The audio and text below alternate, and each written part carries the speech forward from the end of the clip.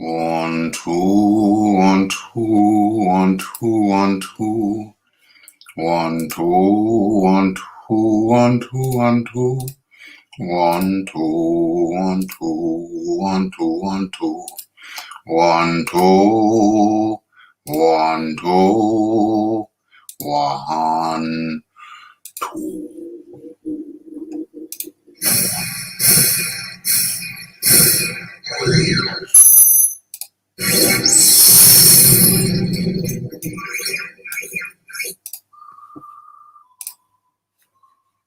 Yes, yes, yes. It's Raphael Dawkins with the Combat Radio. And some startling news. OMG. It's just come in literally just before I went live. Damn.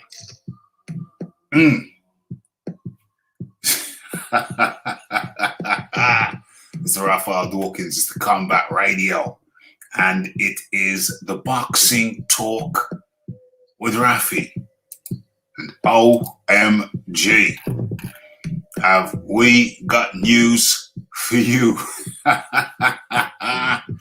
Oh, damn. How do I tell you? How do I break the news? I think I'm just going to have to bring the darn thing up. But first of all, hello and welcome to the Raphael Dawkins Combat Radio, the place where we come, the good people meet to talk boxing. And got a bunch of things we want to talk about. As a matter of fact, rat-tat-tat-tat. Let me fix up the screen. So you got the D. As a matter of fact, rat-tat-tat-tat. Oh my gosh. I wasn't expecting that, but still cool. Let me fix up the screen so you know what the menu is. Let's get into this thing. Let's bring that down. It's going to be heat. There is going to be some heat in this one. Jeez Louise. Probably didn't see this one coming. Let's put up the intel. Let's paste it. Oh, damn it. That's not what I want. Hold on. Let's bring this thing up. Let's share the screen. Allow me to share the screen with you. Stop sharing that and start sharing this. This could ruin some of your days. I'm going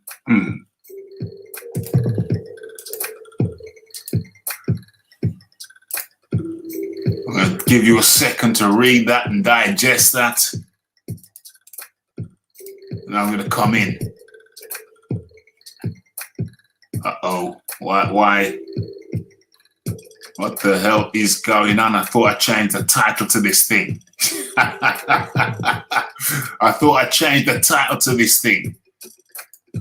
Where am I? No, I'm sorry. I'm going to have to deal with this immediately. I can't delay changing the title because the people need to know. How am I going to word this? Deontay Wilder wins arbitration. You're going to have to excuse me. I'm going to have to get this in immediately. I'm also going to have to drop the link in a second, but just let me get this title in. I thought I'd change the title before I'd gone live. Obviously, I must not have pressed save. Elementary error, my dear Watson. Elementary. But I'm going to correct that shiznix right now.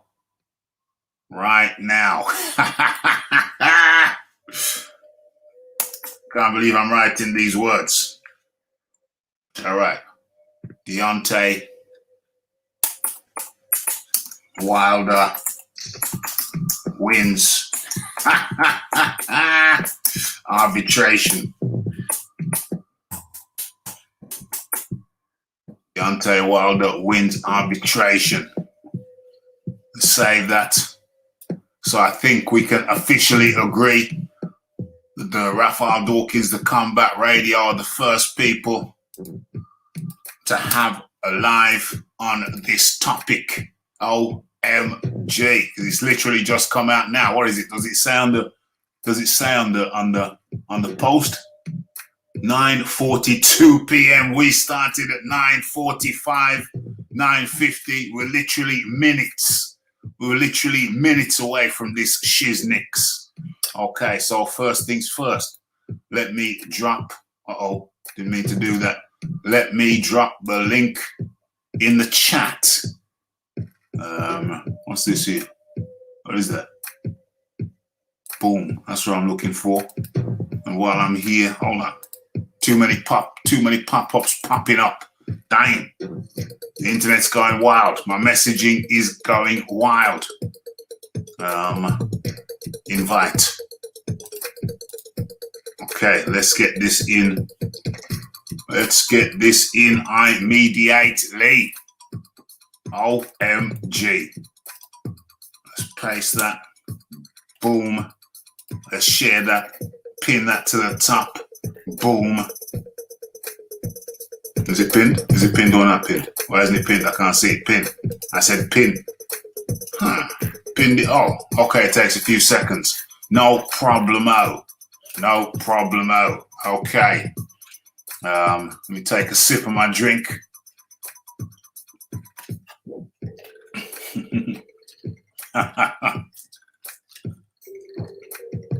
Rafi's third eye broke right when Drew did. Rafi's third. How my third? The things just come out. Damn it. Give me my credit, man. People trying to take away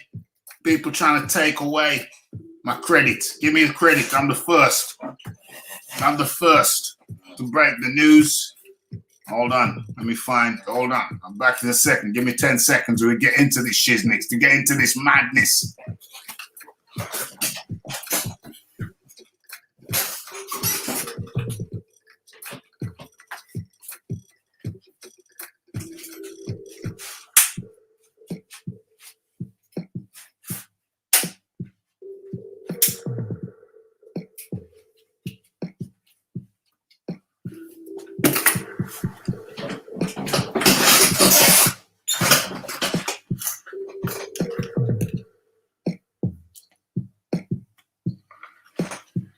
Okay, so an arbitrator in the Tyson Fury Deontay Wilder dispute has ruled in favor of the Bronze Bomber.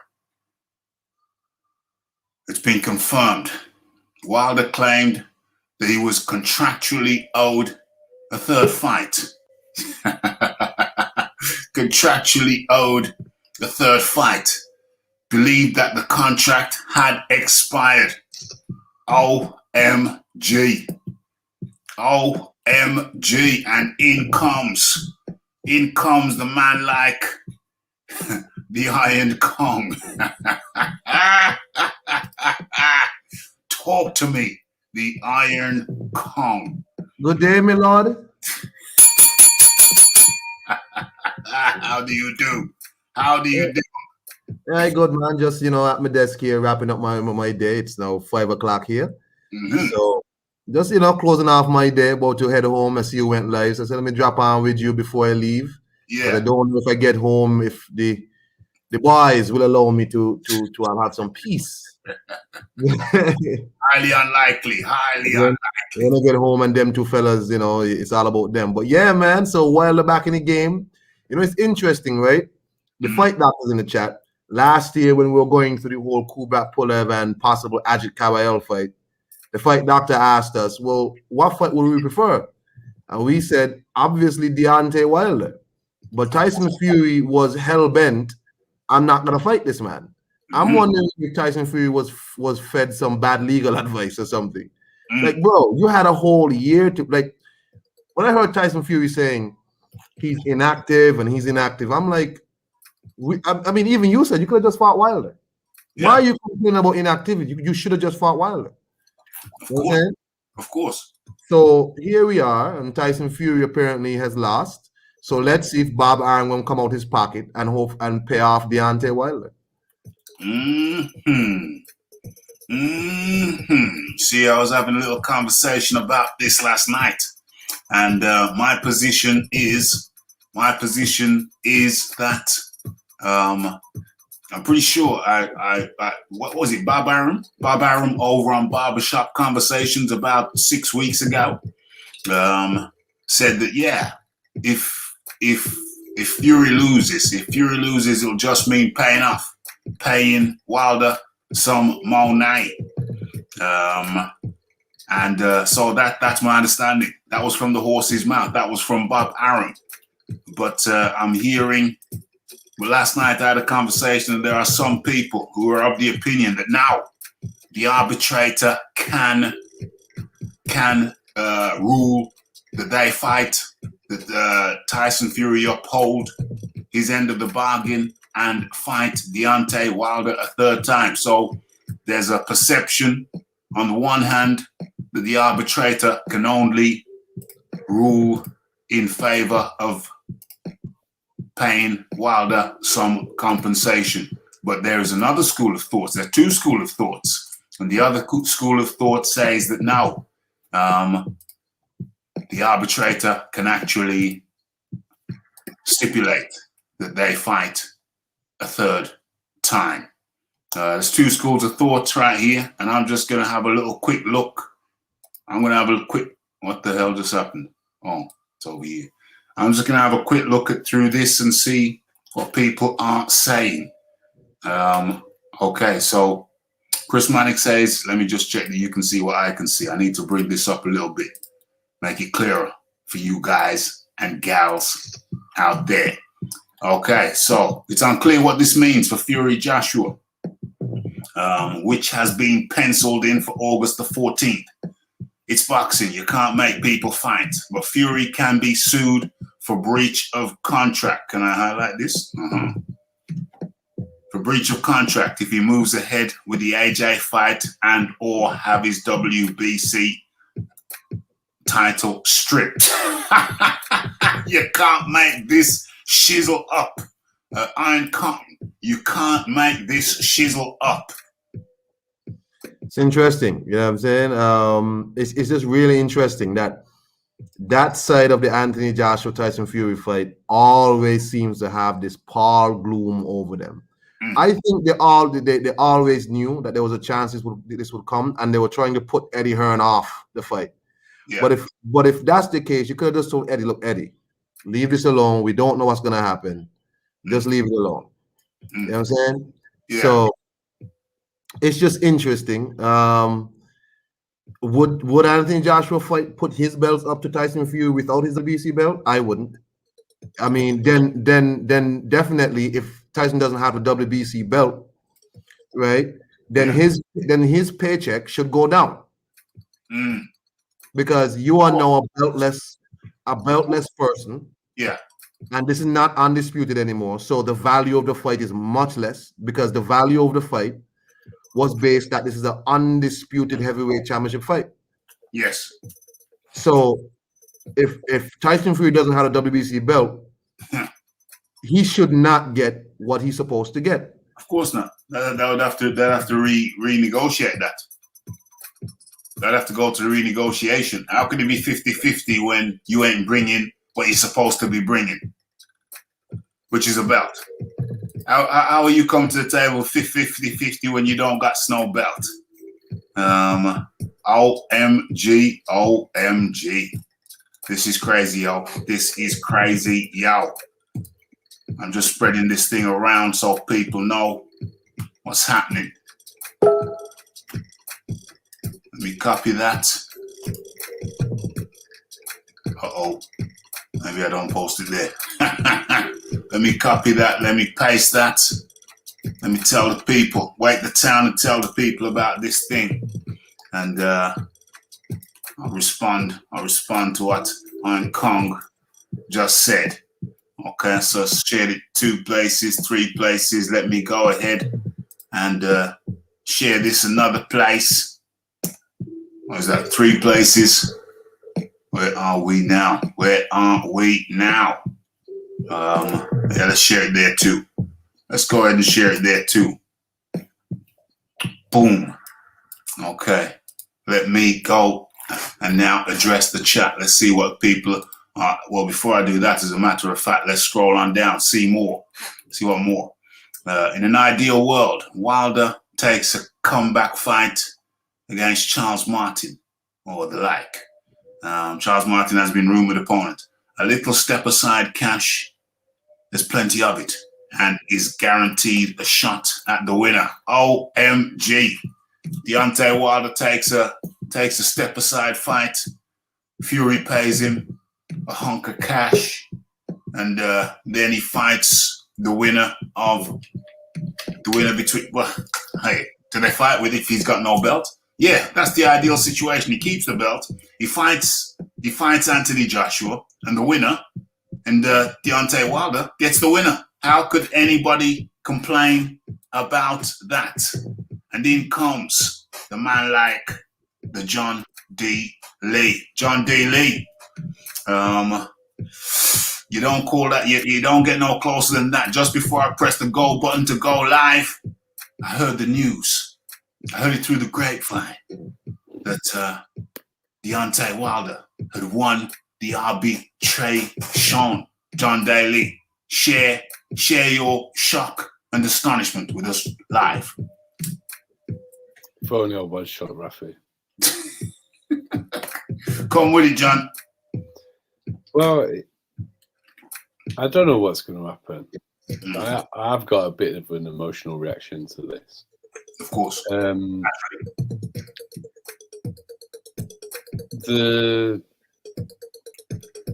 reports when things went through arbitration was that Wilder was trying to get financial compensation. Yeah. Now, this is just a tweet from Chris Mannix, isn't it? Yes, it is.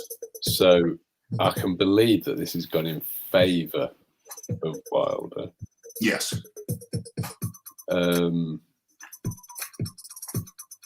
would have thought, from a financial point of view, in view of the loss they made on the last fight, it's actually more lucrative for all parties concerned for Bob to pay him off. Yes. Yes. Because the only way Bob's going to recoup any money on Tyson Fury is the Anthony Joshua fight. Yeah. Yeah. And Wilder hasn't really been calling Fury's name. You know, he's been quite happy for all of his supporters on YouTube to spread rumours about Tyson Fury cheating. But he's not been vocal about how he needs to fight Tyson Fury and how he wants his revenge in any way. So I think we need to sit back and see what's going to unfold over the next couple of days before we make any sweeping statements. But it wouldn't surprise me if we just end up having AJ fight Usyk. If Tyson Fury hasn't got the WBC belt, yeah, there isn't really much point in him fighting him. OMG. Also, I'm pretty confident that the site fee will be contingent on it being the undisputed fight. Oh, hell yeah. Hell because, I mean, it's just completely diminished as a fight. It's supposed to be number one versus number two to decide who the actual number one in the division is. Yeah. And unify all the belts. And whatever your stance is on unified, the winner of the on lineal, the winner of this will be the lineal champion. The winner, yes. So I was about to mention that. Yeah. So, I mean, my stance would be this is still for lineal. Well, for me, it's not because Tyson Fury is defending his belt. You create a new lineage by having an undisputed champion. Yes. Yes. So it would actually be a new lineage following on from the retired lineage of Lennox Lewis. That would be my take on it. But the reason I think the site fee is contingent on it being undisputed is because when Anthony Joshua beat Ruiz in Saudi, Hearn said the Saudis wanted to stage the undisputed fight. They don't want to stage Fury versus AJ because I don't think they really care about Tyson Fury out there. No. AJ is very popular in the Middle East. Yes. He got a bit of stick for it, but it was fairly minor when he was seen praying in a mosque in Dubai. Yeah. But obviously that was seen all across the Middle East as well. Yeah, of course. Well, you know, I mean, obviously from that point of view, that obviously made him very popular out there. Yes, yes, yes. And in comes the man like, I'll let him introduce himself. Flight Doctor's in the house on Rick James status, as always. Good afternoon, evening, gentlemen. Fight Doctor, fight Good Doctor. evening. Fight Doctor might make a late win on the old Fight winning. Doctor smiling. Fight Doctor smiling. He's smiling. Come on, Fight Doctor. Don't go shy. No, I'm just listening. I'm just listening. It's time for you to talk, my friend. Time for listening's over. It's time for you to share your thoughts and observations. You know what it is. A few seconds before Rafi pressed the go live button, turns out that Deontay Wilder has won the arbitration case. So, what did the arbitrator find? I'm curious to know what did the arbitrator actually rule? What was the actual ruling? Okay, well, that's a good question. Let's go back to it. Let's go back to the TOP. An arbitrator. What does he mean, an arbitrator? You know that Rafi's got a forensic mind. Is this poor English or is it good English? It makes a difference. Let me tell you what the difference is. If it's poor English, it means that Tyson Fury has not necessarily lost the arbitration case. That's if it's bad English. That's if it's good English. If it's bad English, then it's still up in the air. Because Chris Manning's right, an arbitrator. So that leads me to ask, well, how many arbitrators were there? If it's just one, then it means the arbitrator. Okay, but let me just mute these damn messages. They're just popping up all over my screen. Let me mute notification. Okay, get out of here. Okay, we're good. Okay, so an arbitrator in the Tyson Fury Deontay Wilder dispute has ruled in favor of the bronze bomber. And S now. What's S now? SL now. Let's go to SL now. Who the hell is S? Oh, that's Sports Illustrated. Okay. That's Sports Illustrated. They've confirmed it. So that's a reputable source. That's a reputable source. It's been confirmed by Sports Illustrated. Anyway, I can't see it right there, but this is from Chris Mannix. An arbitrator, confirmed. Wilder claimed that he was contractual. Yeah, we know that.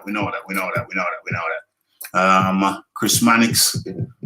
It's unclear what this means for Fury Joshua, which is being penciled in for August 14th. It's boxing. You can't make people fight, can you not? Lennox Lewis made Asim Rahman fight. But Fury can be sued for breach of contract if he moves ahead with the AJ fight and or have his WBC title stripped. Lots of moving parts. OMG. In an ideal world, Wilder takes a comeback fight. Charles Martin has been rumored opponent, a little step aside cash. There's plenty of it, you know.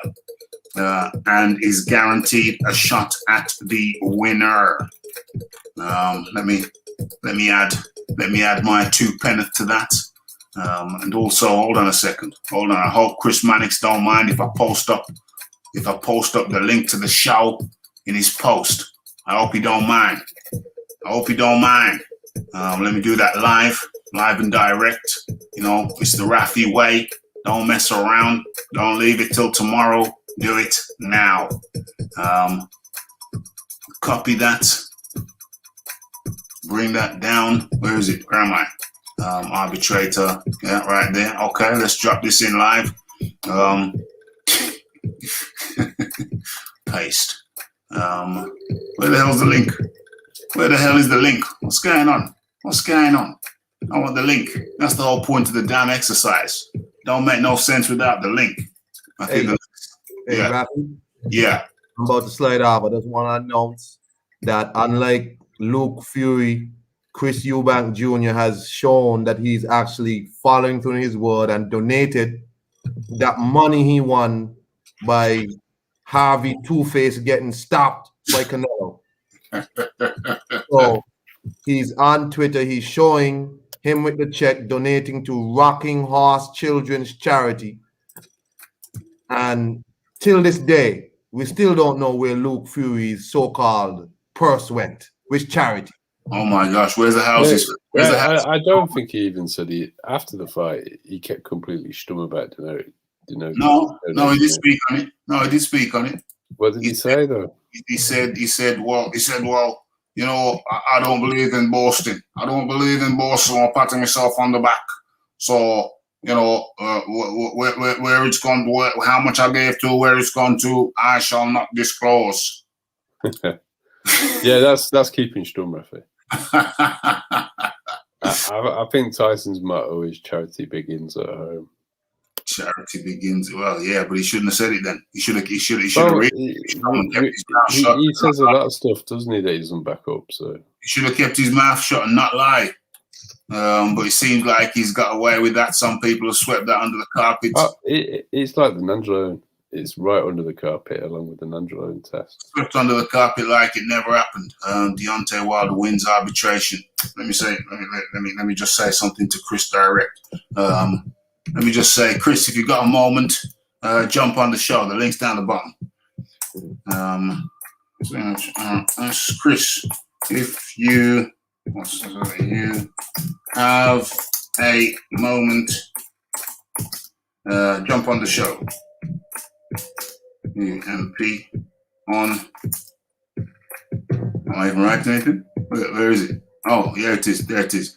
Jump on. Is the Iron Kong still there? On the show. Jump on the show. Link at the bottom.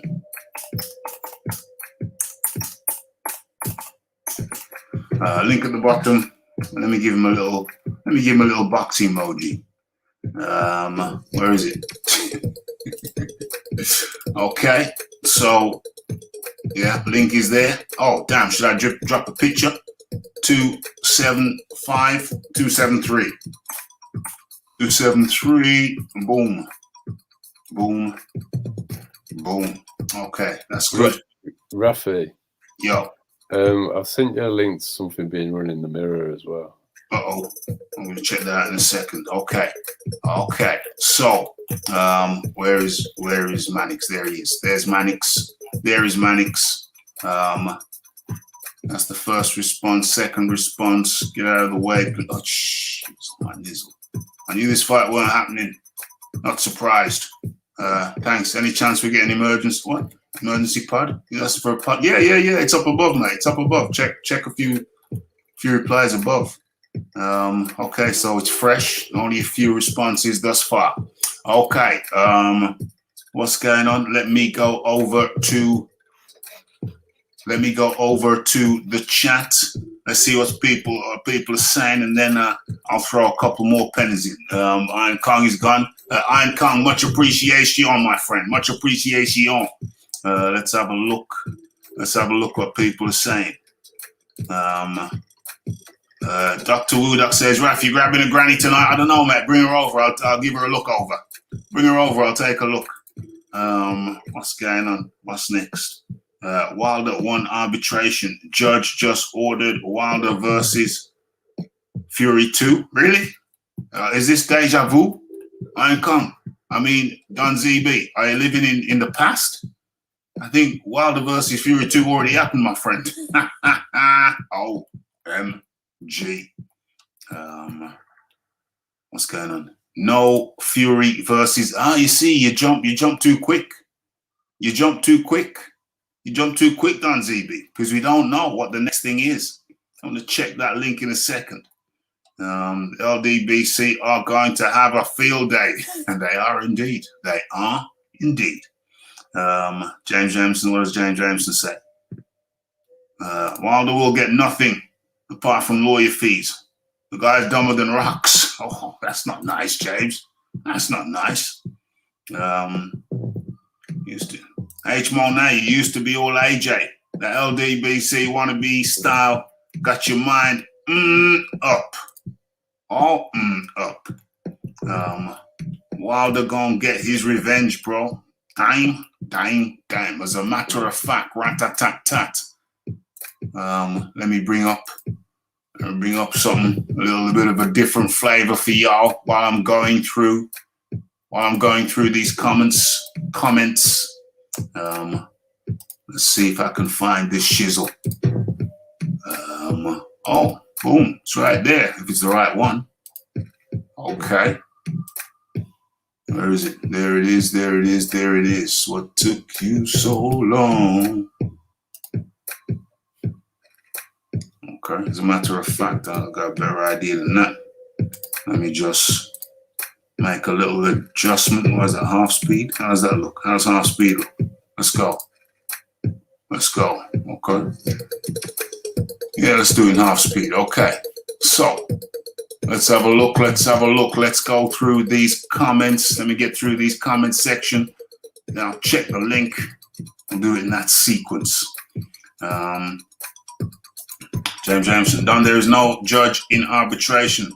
So who order what now? Okay, there is an arbitrator though. There is an arbitrator.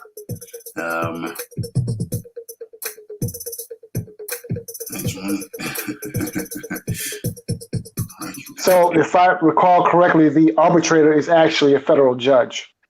Was past tense. He's a retired judge. Yes. By doctor. Yes. Let's have a look. Money. Hold on. Let's find some comments here. James says there's no judge in arbitrator. There is no judge. There is an arbitrator. Well, in this case, there's a retired judge. The retired judge is the arbitrator. Yes. Let's have a look. Wilder back in the game.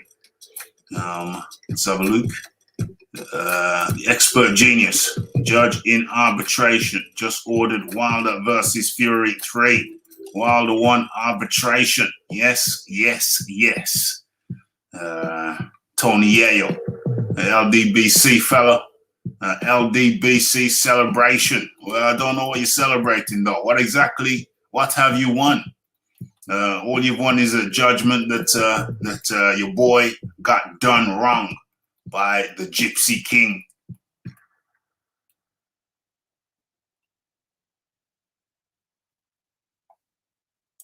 Drew Titan broke the news. Well, hey, must have been a couple seconds before me.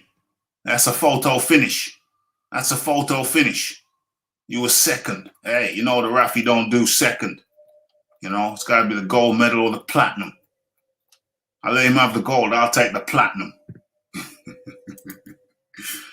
Wilder went missing for 8 months. Case dismissed. Well, you'd have thought that, but apparently not.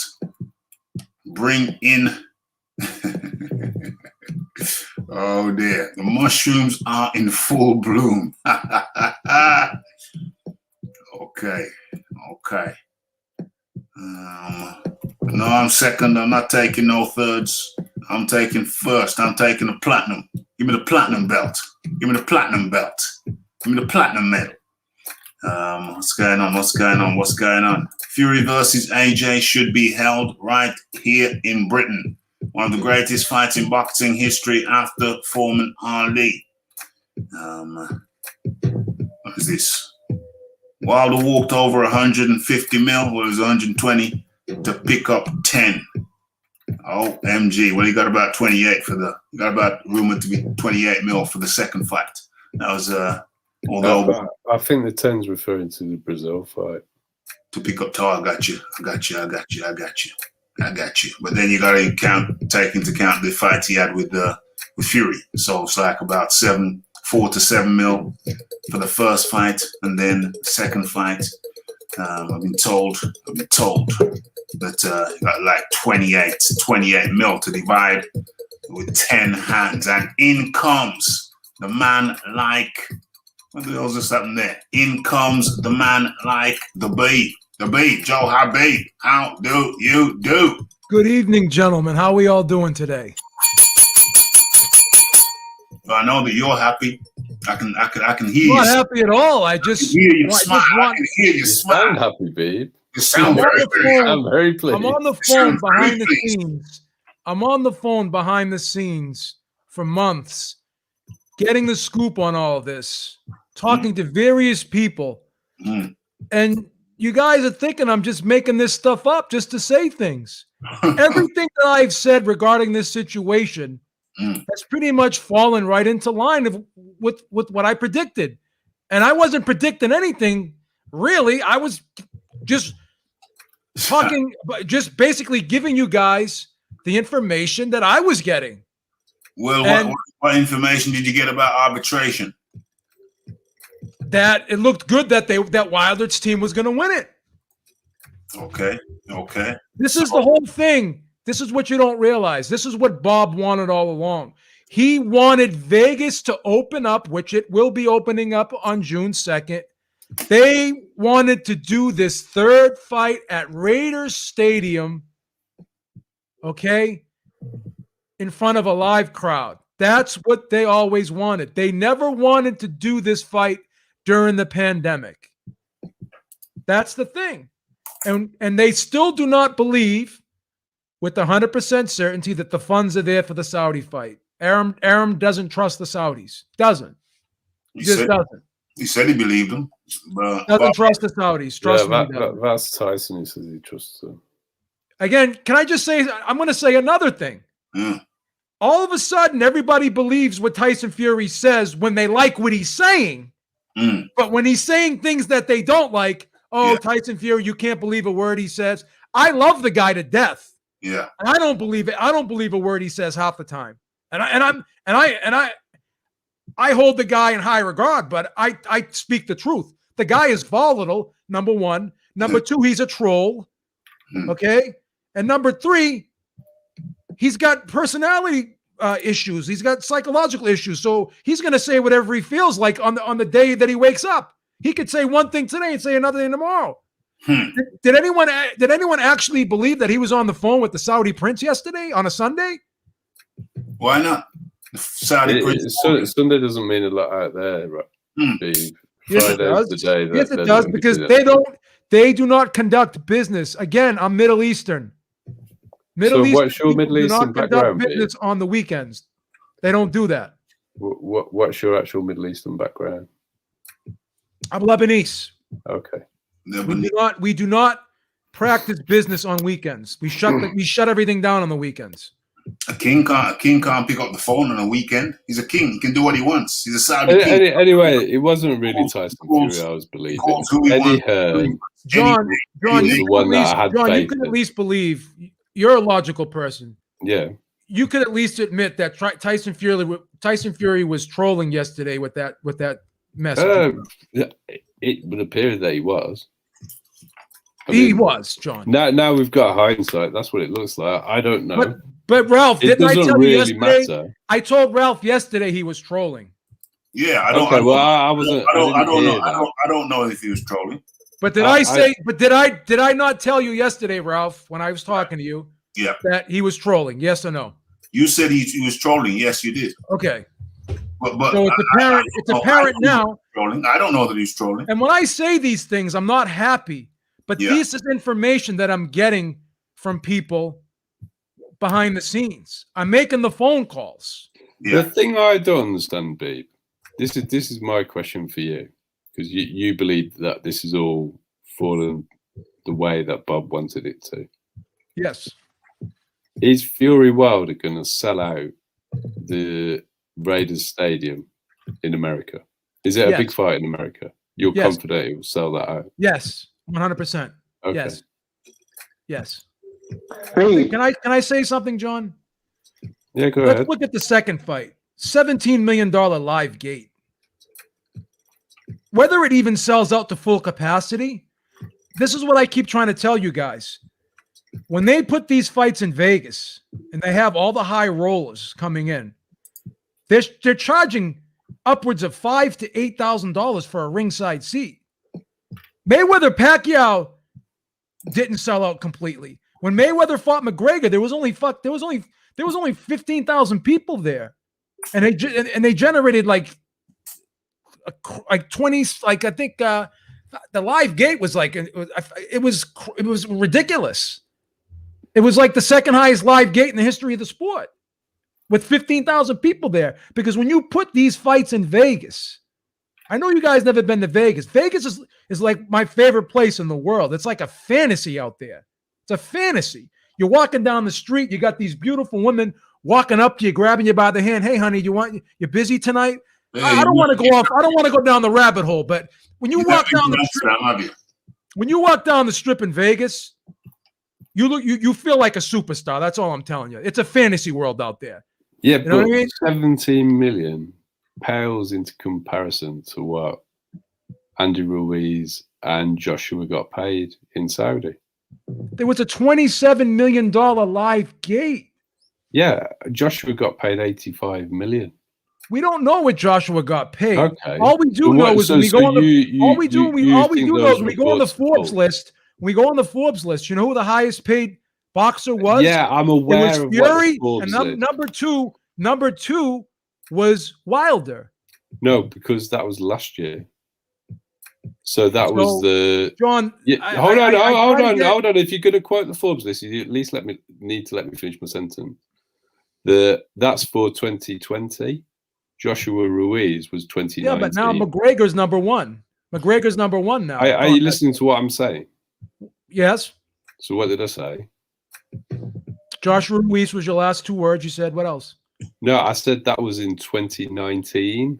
It's a year. So yes, obviously last year in 2020, the biggest fight of last year, without question, was Wilder. It was Fury, not because it absolutely was not. What was it? Not Fury Wilder 2 was bigger than Joshua Ruiz 2. You're not listening to what I'm saying, V. No, hold on. Just let me finish my sentence, please. In 2020, Fury Wilder was the biggest fight because of the pandemic. Ruiz AJ happened in December of 2019. That's all I'm trying to say. Oh, I apologize. So quoting the Forbes list is slightly irrelevant if you're going to. Well, wait, what does any of that matter? Because right now it does matter if you're talking about an 18 million live gate and you had combined purses of pushing 100 million in Saudi Arabia, then it matters a lot, Fight Doctor. But, well, I mean, so what I guess the point I'm trying to make is, what does it matter in the context of what's happening right now? Which is, so an arbitrator has ruled in Wilder's favor.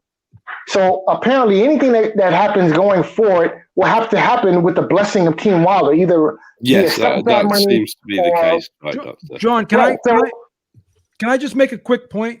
Come on in. So when you talk about these fights that are in other countries, right? So when you look at a fight like, say you look at a fight like Joshua versus Klitschko, right? That was in front of 100,000 people, right? That was an $11.5 million gate. When you took Golovkin and Canelo, that was a $27 million live gate. But guess what? I understand how much more. You know the economics of how the pricing is so ridiculous over there. I do understand. You understand that? Okay, as long as we understand that. That's not in question, because my mind boggles to understand how you don't understand the sheer wealth of the Saudi royal family, which is something like 1. Yeah, but they don't deliver all the time. They don't deliver all the time. They were sued several times for funds. There have been, but they didn't get sued by Eddie Hearn, did they? And can I say something else, John? Yeah, go on. Here's another misconception. When Eddie Hearn says that he's dealing with the same people that he dealt with in the Ruiz deal, he's 100% correct. But you understand that anytime anyone does business in Saudi Arabia, they're always going to deal with the same person because they're a monarchy. You have to deal with the government. The government goes out and gets the investor. I do understand that. Okay, I just want to make you understand that. What you need to understand is he was dealing with one of the princes of the royal family last time. But you're always dealing with the prince of the royal family. Yeah. No, but he's saying you're always going to deal with him. He's dealing with the same prince. That's what he's saying, and that's who he's built Vince a dealt with that guy. relationship with. Vince McMahon dealt with that guy too when he was doing the WWE deal. It was the same. You're always going to have to go through their government because they're a monarchy. Yeah, I understand that. No, but I completely understand. In this specific case, with the Joshua, as it pertains to Joshua, they are dealing with a specific prince that they're dealt with. There's only one. There's only like one main prince over there that you get. There actually isn't. Their entire government's made. No. So when you talk about the WWE, you're not necessarily talking about the same guy that Hearn is talking about. Here's something else that I was told too. Okay. And I believe, and I do tend to believe this, but again, this is what I believe. You can say I don't believe it, and you're well within your rights to do so. So they're dealing with the same government, they're dealing with the same prince. But what had happened was the original group of investors that prince was dealing with pulled out because of the uncertainty of COVID. Then they had to go out and get a new group of investors. So they had to switch the investors. And what is not really known is if this second group of investors was really all in, because there was a delay in providing proof of funds. That has to be mentioned here. Whether or not they have, I'm not going to say they didn't have the money. However, I don't know if they had it or they didn't have it. I suspect that maybe, just maybe, that the original amount that was promised may not have been the amount that this second group of investors was willing to put up. That's just my opinion. That's just my opinion, and that's what I think the holdup was. That's what I think the holdup was. But we do know that Tyson Fury has come out and said yes. Bob Arum has come out and said yes. Bob Arum has not come out and said yes. He said the contracts are not signed yet.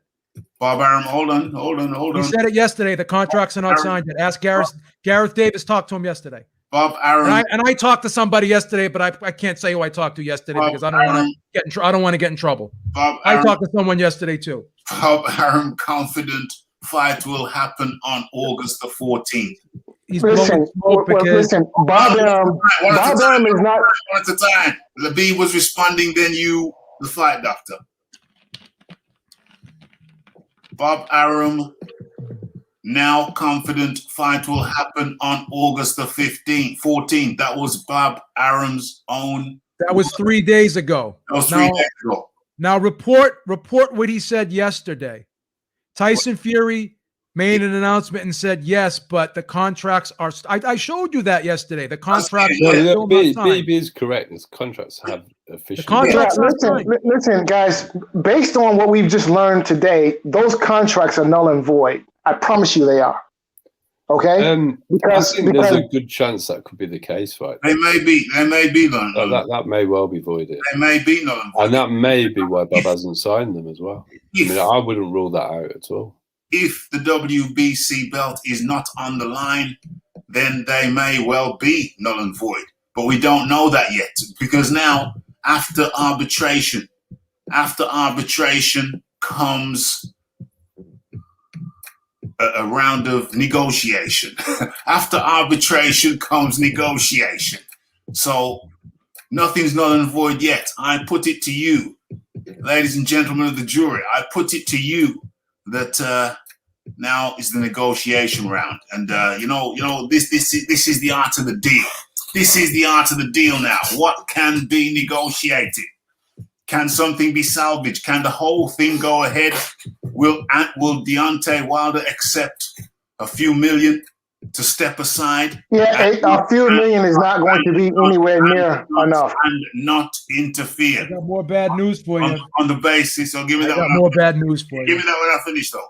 I'm sorry. With no problem. Will Deontay Wilder accept a few mil to step aside, and then on the basis that he gets to fight the winner? I have to give myself the bell there because that seems like the most sensible thing. Fight doctor, you go ahead, then the beat, then John. So yeah, I don't think that's going to work. First, a couple of $1 million that number is way off. Okay, I mean, how much did Wilder make for the rematch? 28. Okay, so that's probably like the number where they're going to start. Like, yeah, you won out $28 million. That's ridiculous. Okay, Well, listen, look, at the end of the day, that's what Wilder made in the last fight. And the arbitrator has ruled in Wilder's favor, which means Mr. Fury. You have to adjust that for post-pandemic numbers. You have to adjust that. You have to scale that. Well, is that written in the contract? Is that what the arbiter says? Well, it's common sense. Common sense. It's common sense. Well, okay, but we're not dealing with common sense. We're dealing with boxing, okay? And the two are at times mutually exclusive. So That's listen, what we have to negotiate. Simples. no. See, again, what has he actually ruled? He ain't ruled nothing. What he's ruled that he's Well, ruled. listen, what we do know is he's ruled in Wilder's favor. So exactly what does that mean? It means a lot. It means a lot, and I'll tell you why it means a lot. I'll tell you why it means a lot, and I hate to interrupt, but it's very important that I get this out, and I said it yesterday. All sides that were involved in this arbitration, they made an agreement to abide by whatever this arbitrator said. It's highly documented. No one's basically denied these claims. That's the thing. I'm sorry, Fight Doctor. Go ahead. Yeah, no worries, B. So listen, at the end of the day, it all comes down to what this arbitrator is going to find. Now, finding number one is Wilder has been wronged. Okay, so far that's all we know. So Wilder, having been the party injured, is now entitled to some type of restitution. So what does restitution look like for Deontay Wilder? 28 million?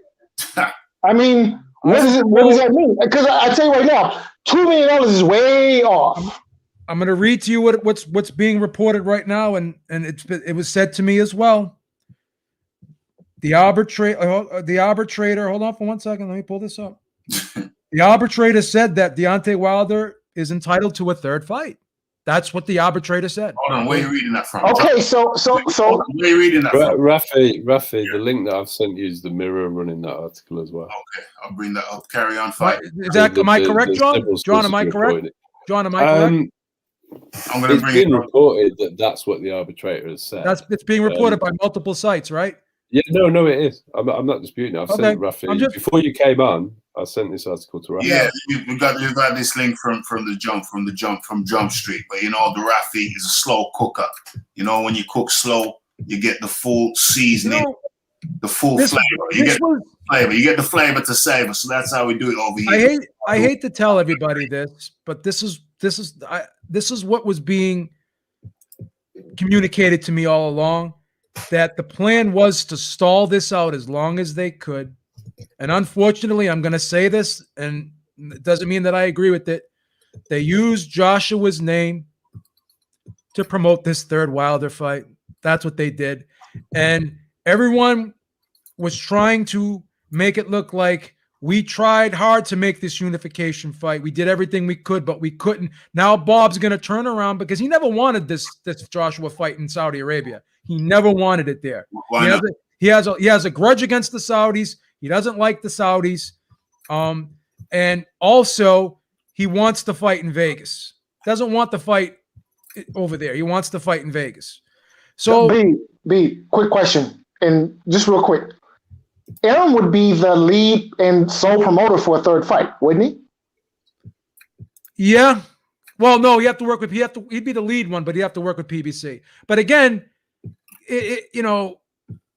PBC, Al Heyman again is not. He's not a promoter. So basically, they would be the promoters because Wilder doesn't have a promoter. He has an advisor. So you're 100% correct. Yeah, Bob Arum makes more money off of a third Wilder fight than he makes off the Joshua fight. He does. And Fury, to be honest with you, doesn't make as much.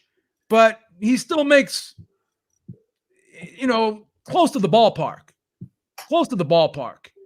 And another thing, too, is they were stalling this out because the main goal for Arum, if you listen to him all along, was this fight has to be in front of a live crowd. Vegas is starving right now for a big event. They're chopping at the bit. Okay. Facts. This is an area that's been closed for a year and a half. These people, according to Dana White, who lives in Vegas, they are starving, salivating for an event. Those This casinos, they event need business. Gigantic. It will be gigantic. Now, Okay, I'm not so going to say it. let me ask you, James Jameson has sent a super chat in, and is so far the sponsor of the show. Get your super chats in, folks, and become a sponsor of the show. Support the channel. Hit that like button, hit that subscribe button, hit that James bell. Jameson asked a phenomenal question. Yeah. And for people like James Jameson, it does zero, because he seems to me like the type of guy that would like to travel and maybe go to these events live. I may be reaching here, but that's what I'm suspecting. Me, I'm an old fart. I like watching these on my television set. I like the instant replay. I don't like having to stand up over people. The only time I go to these events live is if I'm working and if I'm being credentialed to cover an event and I can get interviews or whatever. But if I'm just going there to watch a fight, I don't like going to fights in big arenas. I used to love going to the Roxy down in Boston, where there's like maybe 500 to 500 people, because there's not a bad seat in the house. You can touch the guys. That's how close you are. I don't like going to these big arenas, being in big crowds, seeing people fight and getting into the ruckus and not being able to have instant replay. I like watching a fight with the beautiful camera angles, the instant replays. Many times I've gone to fights live, scored them, and then go home and watch them on the TV, and I've scored them entirely different because I couldn't see everything when I was live. That's why sometimes I cut the judges a little bit of slack. But for the UK fans, this does nothing. To be honest with you, this is better for us. It's not really good for the UK fans. The UK fans are the best fans in the sport of boxing. I always say that. Shout out to the UK fans. They buy the pay-per-views. They're not streamers. We're the worst fans in the sport of boxing. We stream everything. We shit all over our fighters. We call our fighters names. We don't give them the respect they deserve. You guys don't treat your fighters like that. We do. I don't, but as a whole, boxing fans here are horrible. So any UK fan that complains about this and they say, well, what about this? What about that? You're right. You're right. You're all right, because all the UK fans deserved Fury versus Joshua. They deserved it. But I just knew that it wasn't going to happen because of what I was being told. That doesn't mean I didn't want it to happen. But if I'm getting all this information, I can't ignore this information I'm getting. I have to, absorb it. That's all I'm saying. Well, what I find interesting, I don't know if you listen to Addy. He put out a stream yesterday talking about how he'd been asked by ESPN Africa to report on Fury Joshua in Saudi. How he'd been asked by TalkSport or Sky to go to Finchley Gym to do a documentary in the build-up to the fight. So the media here really thought it was on. It wasn't. It really wasn't. Believed 100%. It wasn't. It was going to happen. It wasn't. Because, for example, the arbitrator. Who knew the arbitrator was going to arbitrate what he arbitrated? Well, I did. The other thing nobody knows. Nobody knows what's in the arbitrator's head. Yeah, Rafi, I told you. There was information. I'm definite it's my turn. Go ahead. If you listen to what Bob was claiming, and a lot of people who were reporting it at the time, that when it went into arbitration, Deontay Wilder was only claiming financial compensation. That was the actual claim. That's what arbitration was for, not for a third fight. So this, I still think, is a left field thing in terms of what was portrayed. I mean, if Bob's had some Machiavellian plan all along to not have Joshua Fury in Saudi, then yeah, Bob's a winner. But I'm still not convinced. If they made a loss on the last fight, what the actual benefit is. So, Bob? I'll explain to you why they're doing what they're doing. First of all, both Wilder and Fury have been off a long, long time. So they're both coming off long layoffs, right? Yeah. the way they're looking at it, Bob Arum's looking at it this way, we beat this guy twice in our minds. This is a friggin' layup for us, this third fight. So why not take this third fight, which is a guaranteed win? This will be a nice comeback fight for Tyson off the long layoff. Wilder's coming off a long layoff as well as an injury. He's got a new trainer. He's older now. He's not getting any better, right?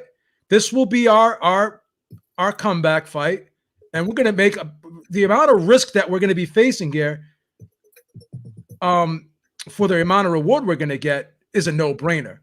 And I have to correct you, John. This whole thing about Wilder always was seeking the third fight. I'm saying what was reported. I'm not saying. Yeah, that was. I asked Bob. I asked Bob about that, and he said, "I don't know what they're actually looking for. I don't know what the arbitrator is going to rule. I don't know." Because I asked him that. I can show. I can go back and play a interview that him and I had, and I asked him about that, and he said he doesn't know what the arbitrator is going to award or what they wanted. Platforms saying that it would just be a matter of paying Wilder. That's not what he told me. No, I appreciate that, but he's done multiple interviews. He's been asked a lot about it, and he definitely has made that statement at some point. And I will say this: it hasn't been clear. I'm not trying to make that. No, I know. And I will say this: if it does go to court, we have to look at empirical data. Rockman took Lennox Lewis took Don King and Hasim Rockman to court, and they lost. So this contract is going to be that circumstance is different, much different. But there's one. I mean, it was a 6-month turnaround. Yeah, but the problem with this is, John, you can't have an open-ended contract. It's not possible. The problem with this is there's a legal term called force majeure. Yes. We know that. We broke that. We've gone through it now. I don't know because I haven't seen the contract. What was put out there was the force majeure term limit expired in November last year.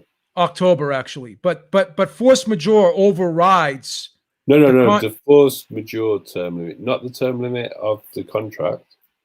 The force majeure also has a term limit because you can't have an indefinite contract. No, force majeure is a term.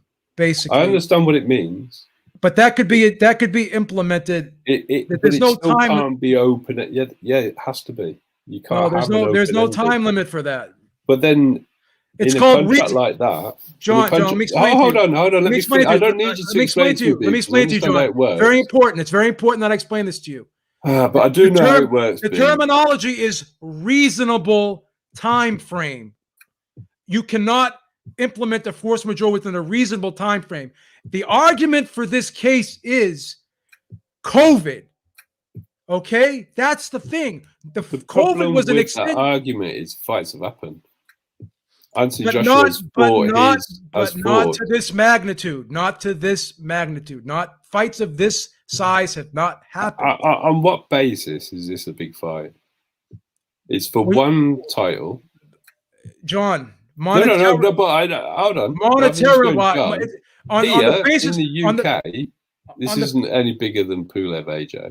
It's not a big fight. On the basis of significance, it's not a big fight at all. Financially, it is a big fight because this is what this is what I'm at a loss with, B, because all the reports were, and Bob has been on record as saying he is in the red on Tyson Fury, not the black. That's not true. No, but hold on. There was an interview with him saying that only the other day. Is that false? That he's in the red. I would say consider the source. I would say consider the source. It's 100. Bob was interviewed. Again, it's 100% false, and I'll explain to you why. Go on. This is why it's 100% bullshit. Do you think Bob is paying Tyson Fury with his own money? How could he be in the red? He's using well, that's just semantics. Promoters. That's just semantics. No. That's semantics. Promoters pay fighters with money they get from the networks or site fees, or they don't pay fighters out of their own pockets. Bob Arum is not losing money on Tyson Fury. Well, all right then. But that's semantics in that overall. John, they had a $17 million live gate. Yeah. Yes. Let me do the math. Let me do the math. Yeah, for you do the math, please do, because this is. And then they sold 800,000 pay-per-view buys at $80 a pop, John. Yes. Okay, and I don't even know what they did in the UK at $30. Those numbers are buried because it didn't do very well.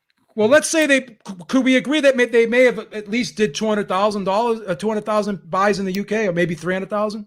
I don't know, because I actually don't know anyone who paid. So look, I'm not even going to add in, John, the UK numbers. I was just going to get my calculator out.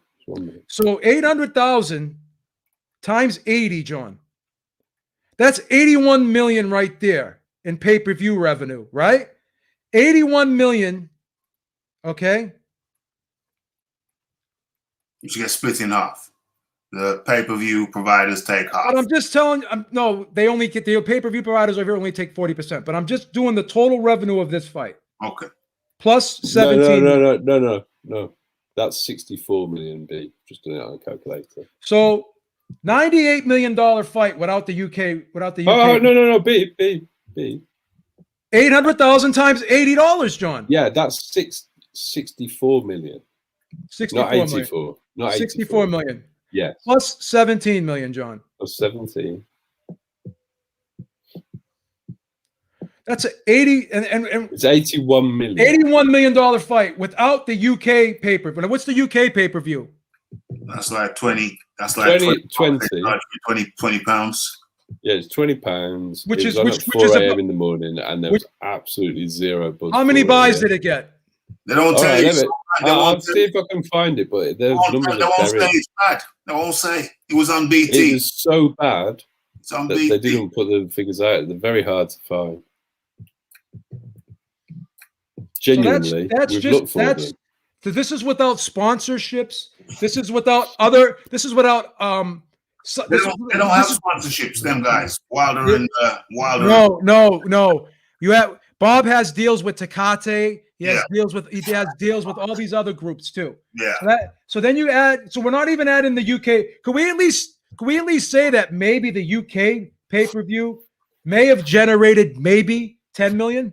Is that I think that's a stretch. That's a stretch. A real stretch. 5 million? Possibly. But based on your figures, am I correct in saying that the purses were 38 million apiece, the guarantee? Oh, I can't even begin to tell you what the guarantees were. I'm not even going to try to tell you that. Because I believe that's what they were reporting. Hold on. Because on your figures so far, we've got to 84 million plus whatever the UK generated. About 86. So 86 million, right? Right. Okay. So worst case. 30, hold on.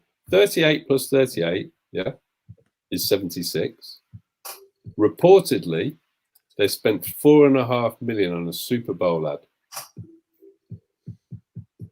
How much? So we're talking about a couple million spare bead. How much? 4.5 million is reportedly what they spent on the Super Bowl advert. First of all, so if those purses are correct, and that should be fairly easy to go and research. So I have a question. They made a grand total of $5 million profit after purses and advertising and nothing else. But before they paid. ESPN, so it's ESPN's money, John. So it's ESPN money. are going to it's not be Bob falling over money. themselves to fund this again. Is that what you're trying to tell me? Yes, it's ESPN and Fox's money. It's not Bob Arum's money. I'm happy that that's the case. But what I'm trying to tell you. So it's impossible for Bob to be losing money. No, okay, that's fine. It's not his money. Fox and ESPN are the losers. That's fine. I don't even. Who puts the money up? I don't even know who lost what. All I'm telling you is but what it was it's an $86 million fight. Now, 86 million where you paid the combatants 38 million apiece. But the guarantees were only 4 and 5 million, John. That was the guarantees. Hold on, let me double check that. I'm going to research that 1 minute. So wait. I know what the guarantees were.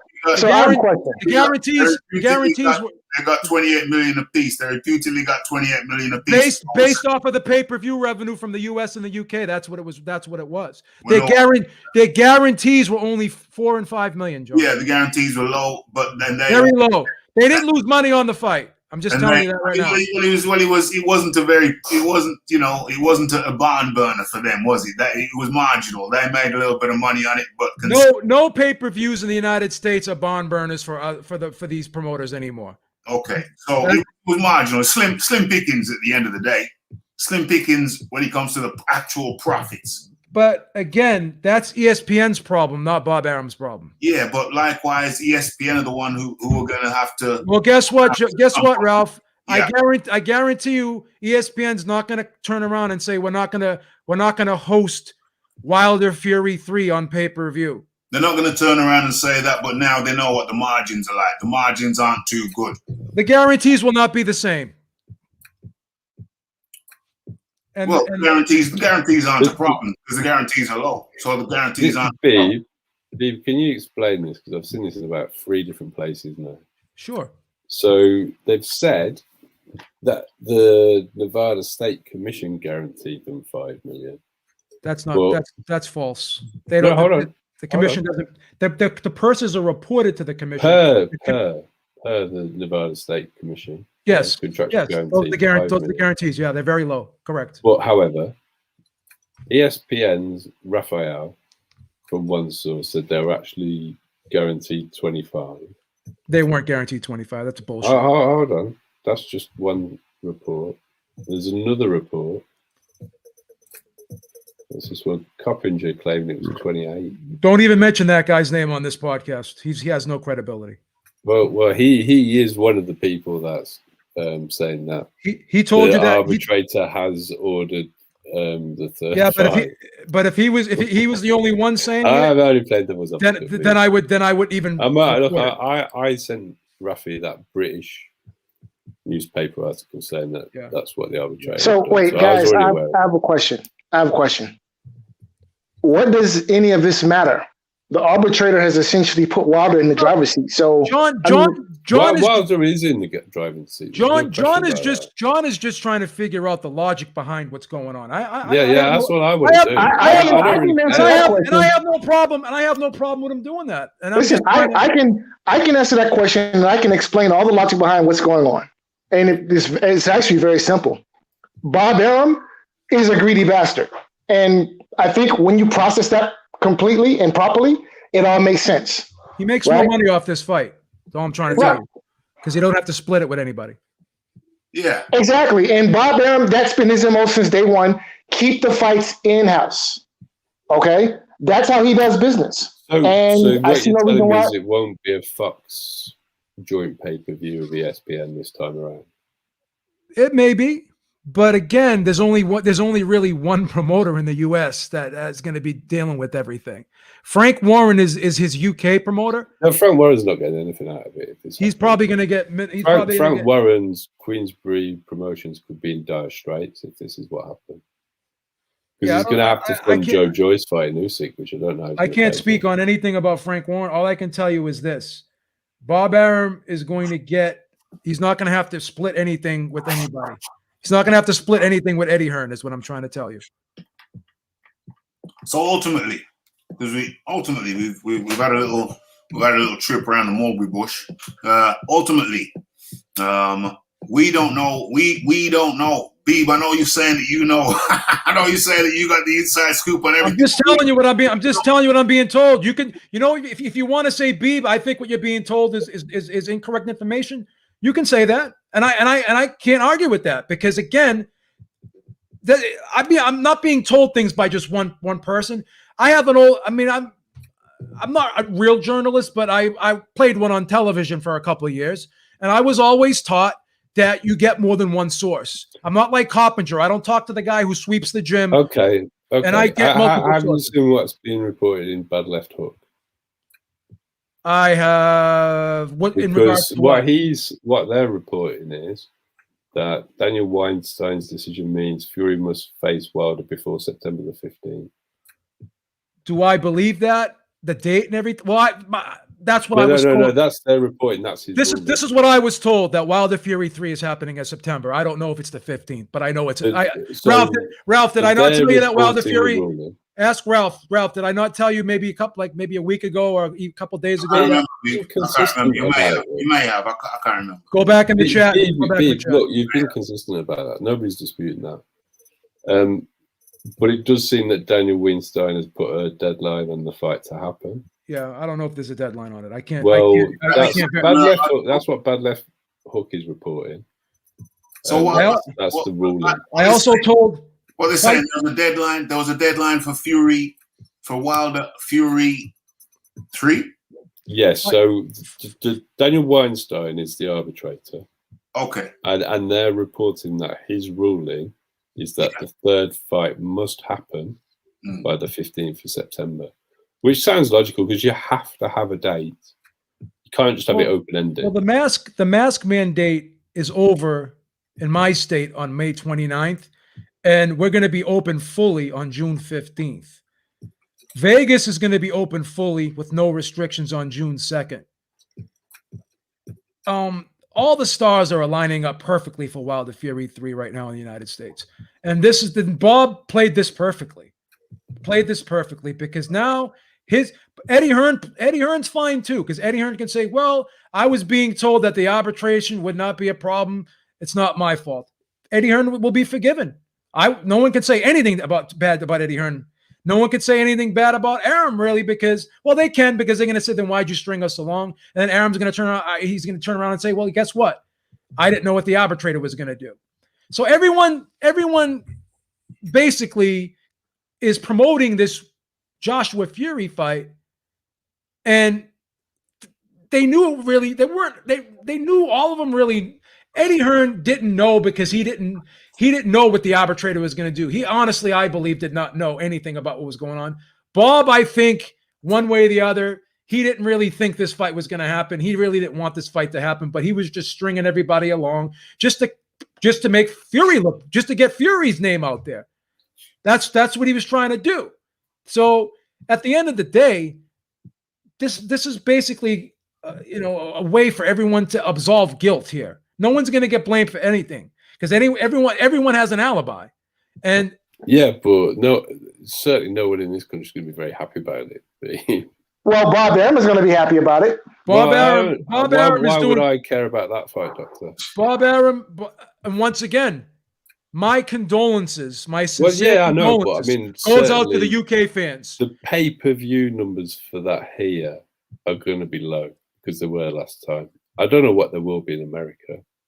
But Fury was on WWE here. Fury's been on. That isn't my point, B. Fury's big over. Fury's getting big over here. Fury's getting big over here, though. This rubber match, is it seen as competitive? Is there a big demand for it? Because consistently we see that Wilder's fans don't put their hand in the pocket to pay for pay-per-view. They don't. And nobody on the PBC says. Yeah, but the PBC put out a fantastic double header with both Charlos on it, and the numbers were abysmal.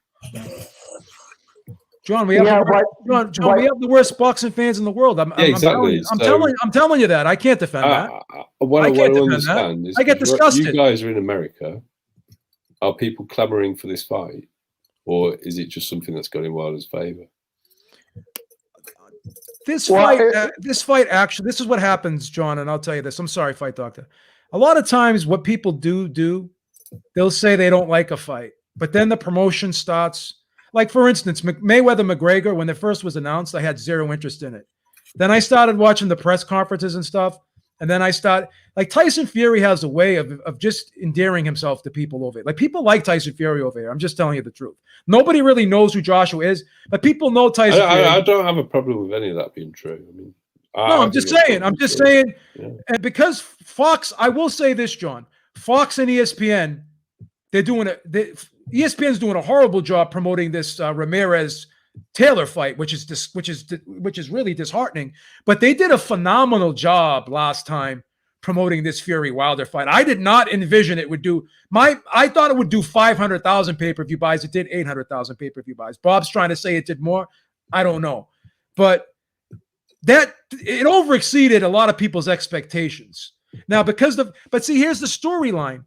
because Wilder put out all this controversy with all these excuses, and I'm going to go on record saying I firmly believe Wilder was injured going into the second fight.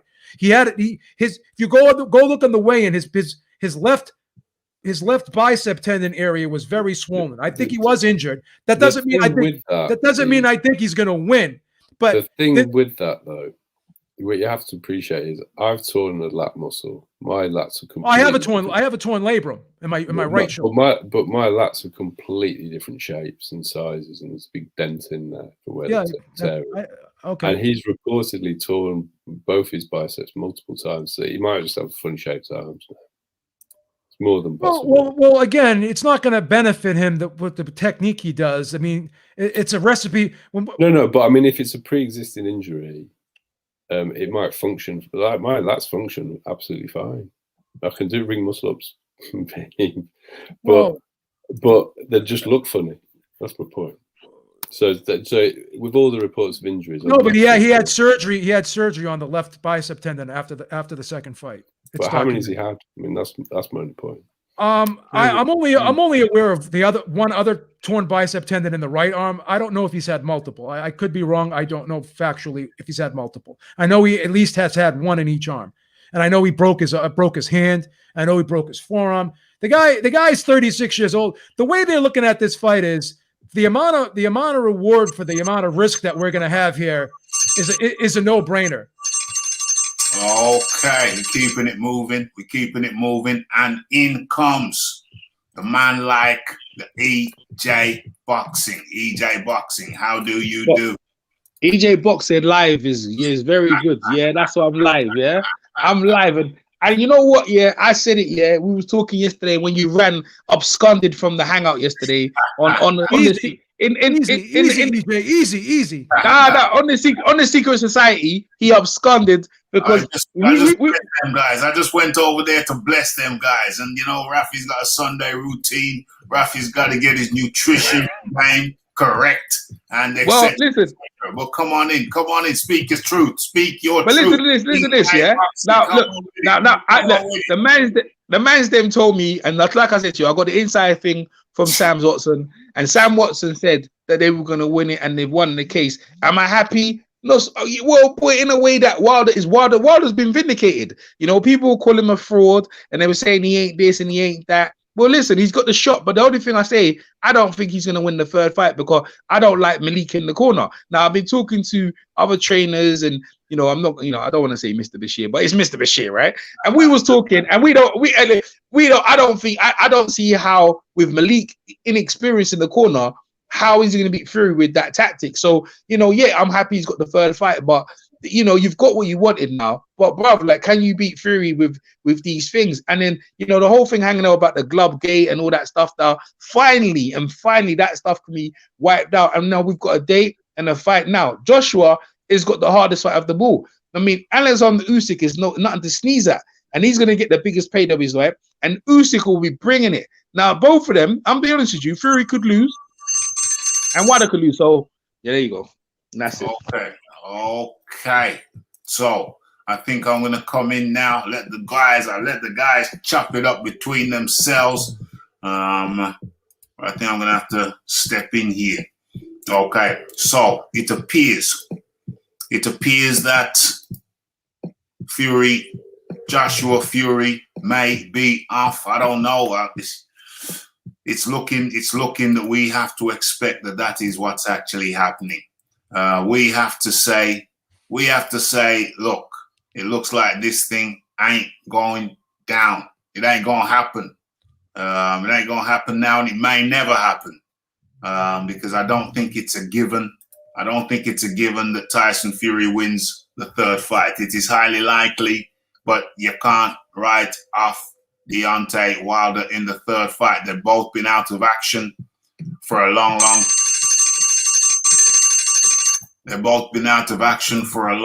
time. And I don't know how it's going to go down, the fight, Doctor. So now the question needs to be asked. What if Wilder wins? What if? then we're gonna have Wilder Joshua. No. It's a fight. It's the clock. It's the fight doctor's time. Oh, I'm sorry. I thought I was being asked a question. No. The question goes out to the panel, and just what if Wilder wins? I mean, what then? Like, what does the heavyweight division look like if Wilder should beat Fury in the rubber match? Okay, so I want to take this one step at a time. I want to go around the panel, and I want to take this one step at a time. Yo, Rafi, I'm out for a bit. I'll come back a bit later. Hold on, EJ, before you go, just wanted to ask you specifically, because I listened to Spencer's interview on your channel after Daniel Dubois lost to Joe Joyce. Mm-hmm. Have you heard his interview about Billy Joe Saunders? I talked to Spencer yesterday I spoke to him today on the phone. Did you see the interview where he was specifically saying that Billy didn't quit? I asked him about that. I asked him about that today, and he said, off the record, Spencer said that he did quit, right? But on the record, he's on Is that the because record, he's being paid by MTK? Well, yeah. That's correct. I talked to him today, and he seemed like it was happening down there. If MTK, the rats are leaving the ship. That's what's happening because they put it's real mayhem what's happening down there. Going into this Josh Taylor fight, and Spencer right now, because I haven't talked to Spencer for months, and I told him, I goes, listen, why are you calling me for when you disrespect me online? And he apologized, which I said, all right, cool. Then I asked him straight what you said. I said, why did you come out and make the video and say, and Rafi, don't put a clip out of this of saying it, because it's just, I know I'm live on that, but it's Spencer.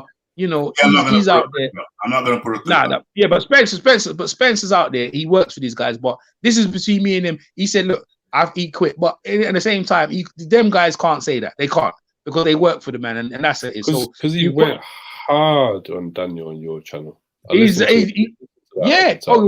interview. Of course. But Daniel's not a gypsy. Daniel's not a gypsy, and they can't break the gypsy code. Absolutely. And another thing as well, Daniel's not affiliated with Spencer with them guys there. So a few things he seems to have against the Peacock Gym, to be honest, from the way he was talking. Well, he's got him and Frank Warren don't really see eye to eye. So I'll be honest with you. Spencer is in a situation where he works for the company, and when most people, you work for a company, you be a company man or you lose your job. So he's went out and said what he said, and these guys now, you have to live with them stones now. So Spencer's kind of like people, your credibility goes out the window now, because us lot, everyone respects Spencer, but when you say them sort of things and it's sort of like, it's hard to come back from. So I've answered your question. I'll be back in a bit though. I'll catch you guys in a bit. I might not be here, EJ. That's why I jumped in. Yeah. Okay, no problem. Yeah. Okay. That was the EJ boxing.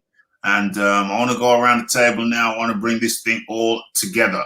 Okay, so let's look at the possibilities. We're going to go around the table, quick fire round. I'm going to be asking a question. Let's just start off anyway. The fight doctor.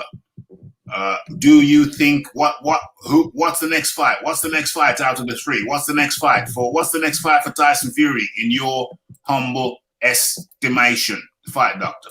So I came on here a couple of months back, and you asked me the same question, and I'm going to give you the same answer. Tyson Fury, Deontay Wilder 3 is what's going to happen next. And if Fury can get by Wilder, you know what? This actually, if Tyson Fury Wilder 3 comes off, then the next question that needs to be asked is what happens with the WBC mandatory? I mean, what then? I'm just asking you. I asked you a specific question. So if you can deal with a specific question, I'm going around the table with a specific question. We're not asking another question. We just want you to deal with a specific question that was asked. Who does Tyson Fury fight next? So Fury Wilder 3 is happening next. I'm confident of that. And now I'm extra confident of that. In fact, I have no doubt that's happening next. Okay. Next person will be the B. Who does Tyson Fury fight next? Well, my answer is going to be the same as it was 2 months ago. That's Deontay Wilder for a third time. Okay. John D. Lee. Who does Tyson Fury fight next, in your opinion, based on what we found out today? I don't know, because we haven't had a clear cut all that we've heard so far is that Deontay Wilder's won the arbitration. I don't know what's going to happen next. Okay, and I guess it's down to me. Who does Tyson Fury fight next? Well, it's looking. We have to assume now. It's looking very possible that it's going to be Deontay Wilder.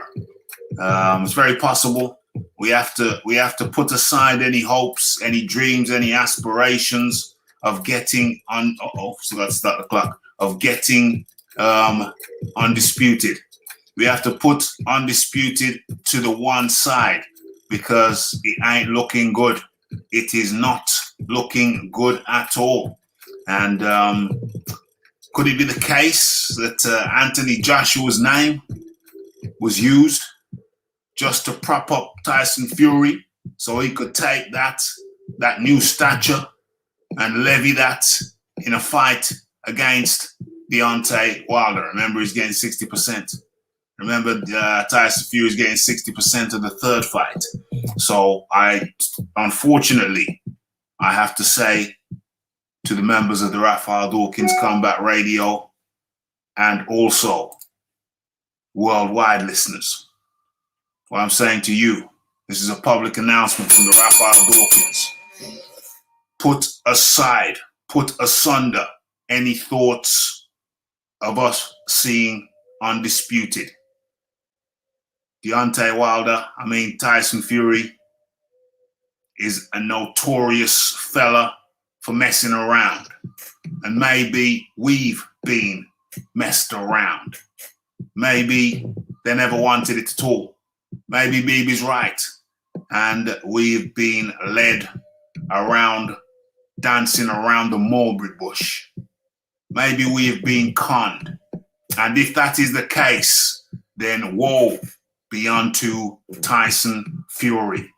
Woe be unto Tyson Fury if he has led the British public a merry dance. I don't think there's going to be, I think there's a lot of people who will not forgive him. So if Tyson Fury has any sense whatsoever, he will try to make this right. Tyson Fury needs to fight Anthony Joshua this year. And if he doesn't, a lot of people are going to wash their hands of him. If we have been led around the mulberry bush by Tyson Fury, he has some very, very strong questions to answer. And this goes back to a certain conglomerate of people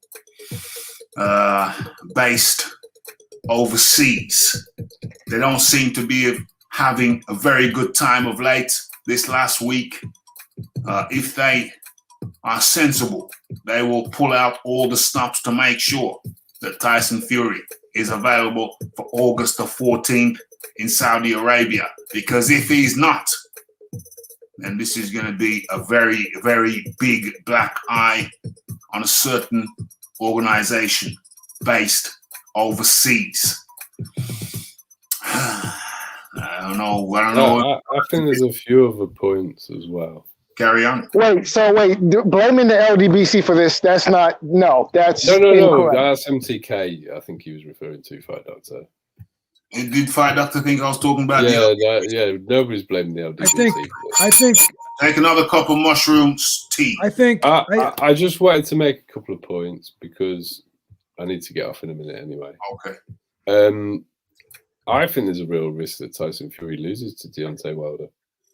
Me too. He doesn't do very well when he's the front runner.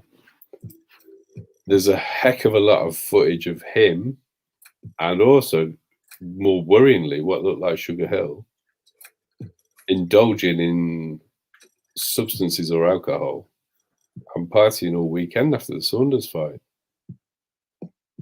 It's actually quite, when I look at his behavior and his track record with cocaine and other drugs like this, I've actually got a bit of a concern that Fury's in a mess.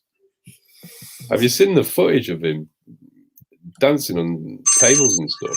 I don't like that he brought his son into a strip club. I'm not really on board with that, to be honest. I can't. When he was with AB, Moving along, John, we just got to Go keep it moving. So it's the next person, and that will be the Beeb.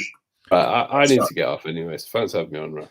John, much appreciation. Much appreciation. John, nice talking with you. Nice talking with you, Thanks, John. It's been a while, but Yeah. all the best to you and your family. Okay, so final Yeah. words, John Daly. Final words.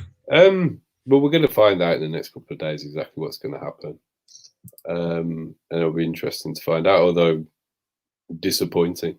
It's disappointing that it's happened, but that's the way it goes. All right, have a good night. All right, John.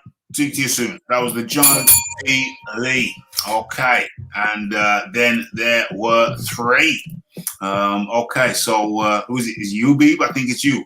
Have you just spoken? No, I'd love to say one thing here, and obviously this isn't about me, but I think I'm owed. I'm owed an apology here because I've been raked over the coals for these last couple weeks, this last month. I've been told that I don't want this fight to happen. I've been called a hater. I've been called a negative person.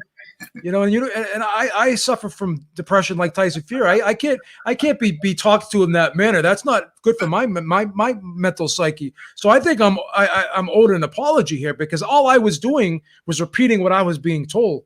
And I think I should be owed an apology. That's all I'm saying. Well, Beeb, we don't know what's going on still. It's the first day. I mean, it's the first day. And to be honest, you sound kind of chipper. So Not happy. I don't think.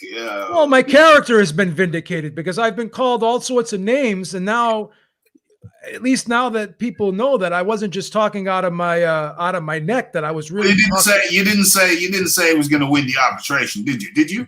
I did. I did say it. Yes. Okay. Well, I don't know, man. It's up in the air. It's the first. So I'm not going to get that apology. I understand. I don't know what the apology would be for because we ain't established nothing yet. We're gonna have to see. We don't even know what the full arbitration is yet. I was being accused of not wanting to fight, but all I was trying to do was just make an opinion based off the information that I was given. But it still sounds like you don't want the fight, Beep. So I don't know, man. I don't know what we were. So I'm still being accused of that. Well, you don't sound like you want the fight, my friend. That's just. So what am I supposed to do? Like be in tears over it because the fight's not going to happen? I mean, well, I don't know, but I still got to get up and go to work tomorrow, even though Joshua Fury's not going to happen. We don't know, man. It's just the first day. All right. It's just the first day. Well, we still don't know. Fight talk. Don't I deserve an apology after my character was being called into question? Fight doctor, apologize to the Beeb, please. So Beeb, what he wants is your official membership application to the Anthony Joshua cheerleading contingent. That's what he wants. That would be an apology. Okay, so as soon as you sign up for the Anthony Joshua cheerleading contingent, all will be well. Listen, to me, everything's up in the air. We don't know the full adjudication. We don't even know what this means because after adjudication, like I said before, after adjudication comes negotiation. So now, as a negotiation phase, September the 15th, they're talking about a deadline of if Fury and Wilder fight again for the third time, is the deadline is September the 15th, allegedly, apparently. You didn't tell us that, Beeb. You never said September. Did you tell us September the 15th, Beeb? Did you tell us that? Did you know that? I said September. You can go into the chat yesterday and you can see I said September, but I didn't know the actual date. I'm not gonna lie. September's good. That's what I was told. September's good.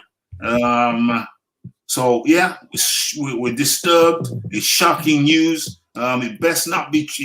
Hey, Tyson Fury. Hey, if Tyson Fury was in, Baby suggesting Tyson Fury was in on it. If Tyson Fury was in on some, what would you call it? Some mass deception of the public. He was. If Tyson Fury was guilty of some mass deception of the public, he was. Even his biggest huggers are going to be looking at him somewhat askant. This is just the beginning of a shower if the allegations that we've heard live on here on the Raphael Dawkins Combat Radio So, Rafi, can I chime in real quick? are true. If they are true, then I'm afraid to say there's going to be some ructions. There is going to be some ructions. We've already heard that things are kind of rocky in an organization which is overseas. Are they going to get 2 black eyes in 1 week? Pun intended.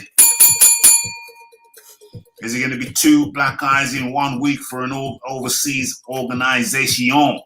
If the allegations from Beeb here, the startling allegations from Beeb that this was all, what's the word? This was all Premeditated. It's premeditated. If this was all premeditated, there are going to be some serious ructions. I don't think you know what you started over here, Beeb, over in here in the UK. I don't think you know what you started, because you are alleging, my good man, you are alleging that Tyson Fury has been engaged in defrauding the public. Beeb, that's a strong allegation. Sorry, but I have to be honest with you.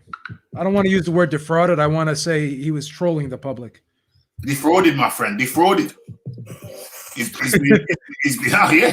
We can't minimize. Let us not minimize, Beeb. The allegation is Tyson Fury has defrauded the public. He's been, I think the word came to me. He has been engaged in a grand, let's not say defrauded. Let's just say Tyson Fury has been at the heart of a grand deception of the British public. The boxing public. I'm going to tell you this one thing that this whole series of events has done to Tyson Fury. I think it's damaged his reputation with the UK fans. I don't think it's hurt his reputation with the United States fans, because again, we're not the same. We're not of the same ilk as you guys are, unfortunately. And I have to say that, and I'm not speaking for others. I'm just speaking. This is my opinion. So I don't think this is a good look for him with the British public. I don't think the British public is going to be happy with this, especially because he basically shoved it in your face yesterday that the third fight, that this fight with Joshua is going to happen when he knew there was a good chance, and he probably knew that it wasn't going to happen all along, in my opinion. So for him to do that yesterday, that's like if you have a son and you promise him, yeah, you know what? I promise you I'm going to go to your game tomorrow, without question. And then you work late at work and you say, oh shit, I forgot about my son's game. And you just blew it off, right? Your son's going to be heartbroken. You can't make that up to him, right? Tyson Fury did something very similar. He dangled this carrot in front of not in front of mine, but in front of the people who weren't in the know's face. And this is what had happened. And like you, I could feel the anguish in your voice right now, how disappointed and hurt you are right now. I could feel it. I could feel it. You feel as though you were wronged. You may even call up a lawyer, and you may even sue a couple of entities right now. That's the sense I'm getting. I mean, I don't know. What do you mean I may call up my lawyers? I've been on my. Didn't you see when I went missing? Who do you think I was talking to? I've been on the hotline. No, but with all seriousness, I think it was a bad look for him to do that video yesterday, and I think it's going to hurt him in the eyes of the British fans. I'll be honest. I tell it like it is. I'm a huge Fury fan. It certainly shall. It certainly will. If Tyson Fury has been engaged in grand deception of the boxing public, particularly the British public, because it was going to be the battle between the two heavyweight champions that we have today, Tyson Fury and Anthony Joshua, or the other way around. This ain't a good look whatsoever. It's a bad look. It's a very, very bad look. Let me go through a few of these comments. Wilder doesn't want the belt. He wants Fury. He wants Fury. He wants that Fury money. But he don't want the biggest money. Let me ask another question. Okay, so what happens next to what happens? Who does Anthony Joshua fight next? And shall I lead out? Shall I lead out? Okay, clock starts. Okay, so I think it looks like Alexander Usyk was very wise to hold out, to wait and see how this thing would pan out. And I think it's panned out.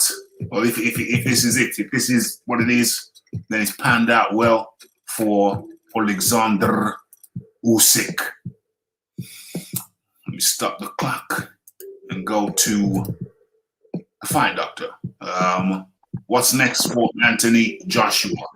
So Anthony Joshua gets to finally rid the heavyweight division of the hype job known as Alexander Usyk. So I'm very much looking forward to that. Okay, Usyk has done nothing at heavyweight, and Joshua KO within 6 rounds. Okay. So let's stop the clock and go over to Khabib. Yeah, I think the Usyk fight is going to be next for Joshua, and I gotta be honest, I don't think Joshua's going to have any problems with Usyk. I just don't. I don't know why people are saying that he will, and I don't think Usyk's a bad fighter at all. I'm just not very confident with him at heavyweight. I don't think he's going to be able to beat these top guys. I just don't think he's big enough. Definitely has boxing skills, but I don't think he's a heavyweight. I just don't see it. Yeah, that's just my opinion. Okay, so what's the next question? So looks like Tyson Fury is going to be fighting Deontay Wilder. If the lay of the land appears as it appears, and Anthony Joshua will be fighting his WBO mandatory in Alexander Usyk. That's the landscape. That might be true. I don't want to hear anything else about the undisputed fight, because it looks like we have been led a merry dance, and I don't necessarily agree that we've been led a merry dance. I don't necessarily agree that it's all over, but we have to act as if it's over, because of what we've heard, what we just heard. We have to assume that it's over, even though I'm not sure that it's over. I'm not sure that undisputed is over, but it may be. It may be, and we have to prepare ourselves for that. So let's take one step further. So if if Fury and Wilder fight next, and what is it, the third fight? So let's say that Fury wins, then he can move on, because that's 2 wins to 1 draw, so he can move on. If Deontay Wilder, but hey, is it conceivable that There's no rematch clause? There's no rematch clause. No, okay. There's not going to be another fight after this. They Okay, can both do whatever they want. Okay, so is it conceivable that Tyson Fury might throw the fight so they have a 4th fight? No, that's not going to happen. No. Okay. Fight doctor, is it conceivable that Tyson Fury throw the fight so he can have a 4th fight?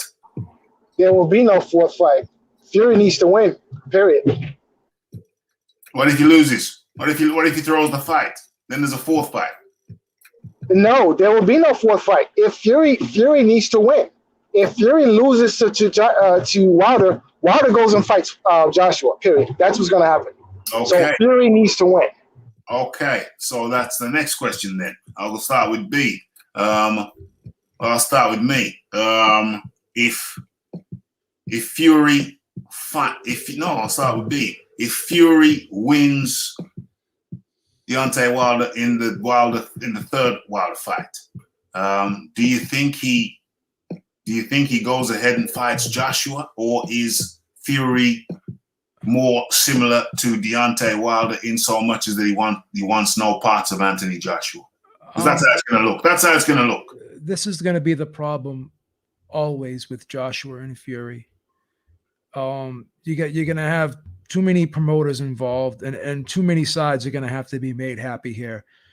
I honestly believe that Fury would love to fight Anthony Joshua, but he wants to do it in Las Vegas. And I don't think Anthony Joshua is going to want to come to Las Vegas. His argument is going to be, I'm from the UK, you're from the UK.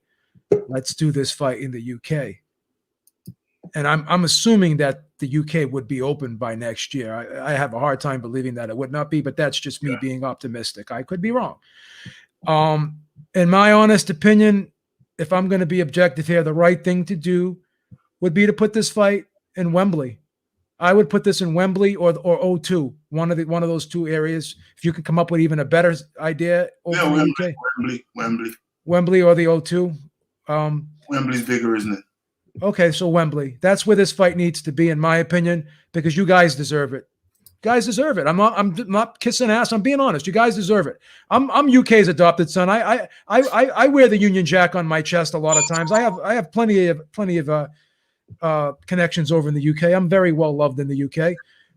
So I have to be honest. I have to show love to my UK brethren, and I have to say you guys deserve this fight. But Fury, I think, in my opinion, is holding a grudge against UKAD and the UK, and I'm not so sure he wants to go back there and fight. I think he wants to. I think he likes United States. He bought a home out here, right?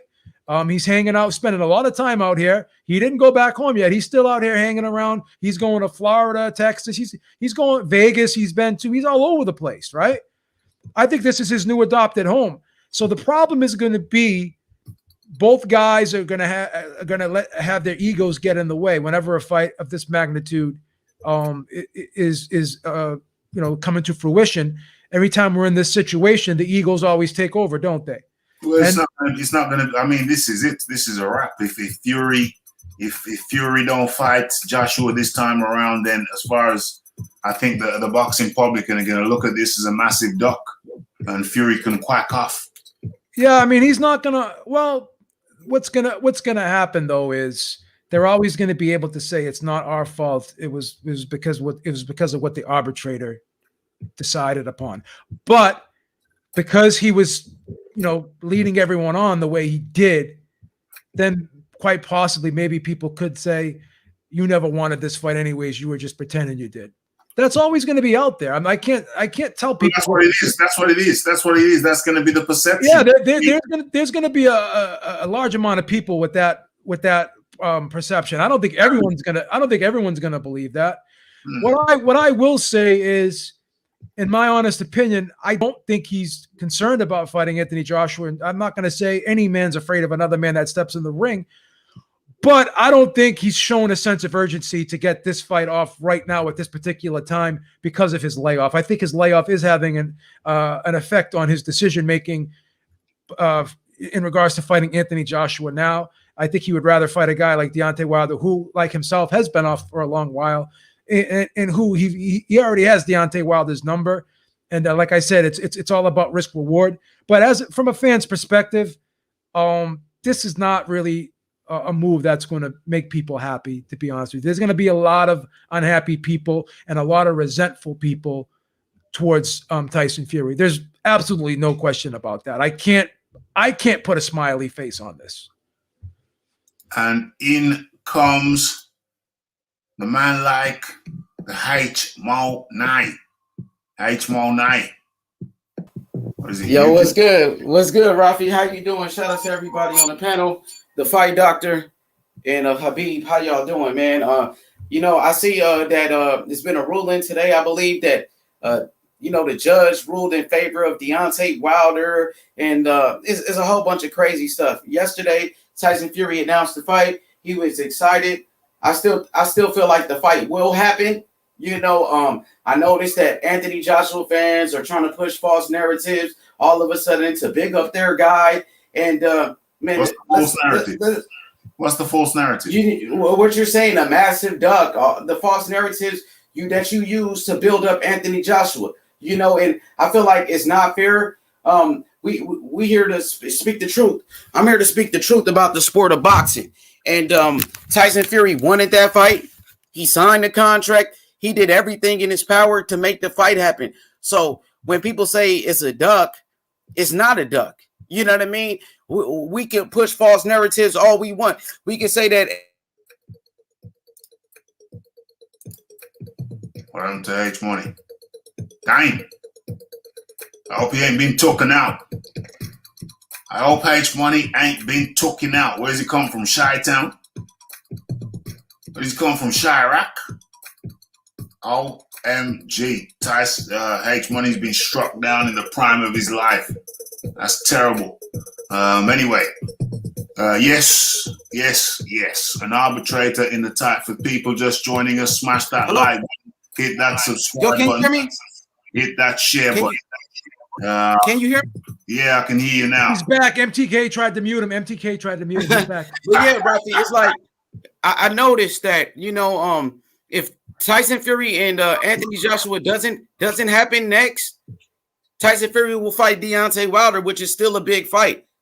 That will be the biggest fight in boxing if they do fight. So either way, what's the biggest fight in boxing? If Tyson Fury fights against Deontay Wilder next, yeah, that will still be the biggest fight in boxing. That's not the biggest fight in boxing. The biggest. What's bigger than that in 2021? 2021, the biggest fight in 2021 would be Joshua versus Fury. Yeah, it is. But I'm saying if that fight doesn't happen, Rafi, now say Fury is forced to fight Wilder again, that will still be the biggest fight in boxing. Is that correct? It'll be a big fight for sure. What's a bigger fight than that in boxing? That's a tough one. No, there's no fight bigger than that. I got the answer. Go ahead. None. So either way, Tyson Fury gonna be in a big fight. You know, what is AJ gonna do? Fight Usyk, who's a cruiserweight like Usyk. That'll be a big Get him, H. Yeah, whoever exactly. So Anthony Joshua's gonna fight a cruiserweight. Come on, man. Deontay Wilder. How many cruiserweights is Deontay Wilder for? Bro, we talking about Anthony Joshua, the guy that you'd love to big up and belittle other fighters to raise his profile, bro. You're the one who's trying to belittle Anthony. I'm not. I say Anthony Joshua's a great champion. But H, you trying to belittle him by saying he's fighting a cruiserweight. Well, if he's a cruiserweight, he's a little cruiserweight. So Usyk only got 2 fights at heavyweight. Let's be honest. He got hurt by Chisora. I'm saying if he's a cruiserweight, he's a better quality cruiserweight than anything Deontay Wilder ever fought, or Tyson Fury. Luis Ortiz was first of all. Luis Ortiz is both had their fair share of fighting cruiserweights. Both and Tyson. Can I please speak about me? I didn't mean any harm. I just got here. You know, I love the H. I love the H. Round one goes to H Money. H, bring out the smelling salts. H, get the smelling salts. Yeah. So Tyson Fury fights Deontay Wilder in another super fight. AJ fights a cruiserweight and Usyk, who hasn't done nothing at heavyweight. So you know, it just tells you who's fighting the best competition. It's Tyson Fury. Tyson Fury fought. Wait, let me finish. Rafi, Tyson Fury fought the best and he beat the best. 3 times he went into a fight. Who was the best? Deontay Wilder was the number 1 heavyweight at the. Come on now, bro. Let's have a real boxing talk, bro. Please. Don't do that. Oh my God, Deontay Wilder was ranked number 1 when Tyson Fury beat him. Stop with the false narrative, bro. Do you think that Deontay? Bro, like I said before, I was interrupted, Robbie. I wasn't done. I'm almost done. Tyson Fury fought the best. He beat the best. 3 times he went into a fight as an underdog and he won. Now, we're Anthony Joshua. I mean, the clock is ticking on AJ. When is he gonna step in the ring with a top guy? I mean, hopefully the fight still happens, man. I'm still pushing for the fight. I don't want to belittle anybody, but we all know that Tyson Fury is the number 1 heavyweight because he fought the best and he beat the best, man. Tyson Fury is the number 1 docker, or maybe number 2. That's a false narrative. It's not a false narrative. Beeb just told you these fighters don't duck each other. He just told you, bro. Hold on a second. Deontay Wilder, Tyson Fury, some of the biggest duckers in the game. EJ Boxing, come on in. Yo, man, I come in to support H Money, bro. You're getting that work, bro. You on the road. Come on with it. Because I tell you right now, H Money's dropping the bombs and he's sending it right fact. Well, Deontay Wilder's been bodying you. He's bodying you. Yeah, he is, bro. Andy Joshua for everyone. Come on. Andy Joshua for everyone else other than Deontay Wilder, who was the number 1 heavyweight that everyone know, and Tyson Fury. If he goes into Wilder, that's the biggest fight of the year, 100%. That's the biggest duck of the year. If But who's Tyson, but well, let me ask a question. Let me ask a question. Who's to blame? Fury ducks Anthony Joshua. The boxing public are going but- to They had a Yeah, but- contract. They had a contract. carry on, EJ. No, I'm just saying, like, all right, let me go back. So H was rallying it up. He was doing a good job of putting it on. But see, the thing is, at a point in line, either way, we're good to go in boxing. And then we know 100% we're going to get a fight. I'm not too sure. I don't think Wilder can win that fight with Malik. I like Malik, but I don't see how Wilder is going to win that fight anyway. So it doesn't matter. Andy Joshua has probably got the hardest fight against Usyk, because that fight there, Usyk is a problem, bro. He sparred Anthony Joshua before, and he gave him a hard time. And he's very confident, and he moves his head, and he's a southpaw. And Anthony Joshua's I think Anthony Joshua, he could lose in that fight. That's the more dangerous fight. But the biggest fight is 100% Tyson Fury versus Deontay Wilder 3. That's what I'm saying. Do you think that I don't know what else to say. Go beep. I don't know. Well, I have to be honest now. There was a contract for a rematch clause. COVID threw a monkey wrench in everything. I knew Bob was gonna stall this out, and I knew eventually that this third fight was gonna happen.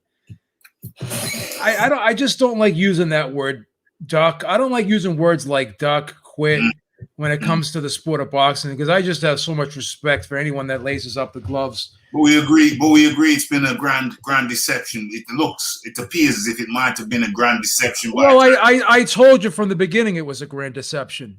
I told you that. I already explained that to you, but I'm not happy to have to report that news. They did use Anthony Joshua's name to promote. Yeah, and Eddie Hunt's the culprit as well. Eddie Hunt tried to bypass Deontay Wilder. He's the biggest culprit in there. He's one of the biggest lies in boxing. Eddie Hunt, Eddie Hunt, Frank Warren, and Bob Arum, all three of them, and this is why I don't know why people big up promoters. They are the biggest liars in boxing. They knew this arbitration was caught, but not one of them ever came out and said, "Well, I'm not too sure this fight's going to happen because we have to get through this arbitration."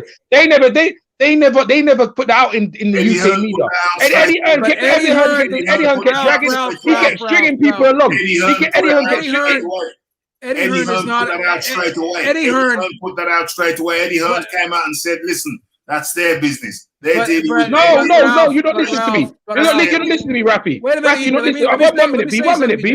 One minute, B. Because let me just say what I'm saying. You gotta understand, yeah. The UK public believe what Eddie Hearn says, right? And no time did he say, "Hold on a minute, this fight, I'm not too sure this fight's gonna happen." Right? Even Andy Joshua said this fight's gonna happen June, July. I don't sure this fight's happen because there's an arbitration course going on, and with the WBC's it's locked up. He never informed the British public of that. This arbitration thing, as far as I'm concerned, was on the closed doors. Only now it recently raised up, but this arbitration could be a factor. And they all knew this, but yet they put all this propaganda up even the day before. Fury out there, the fight's gonna happen. Then you got MTK with pictures, and then you had Eddie Hearn on the Canelo fight. I'm gonna make an announcement. I mean, bruv, you knew this arbitration thing was going on. So all of them are the biggest lies in boxing, and you can't trust none of them. How are you lumping Eddie Hearn in with them guys over there? Because Eddie, like I said to you, Rafi, where did Eddie Hearn inform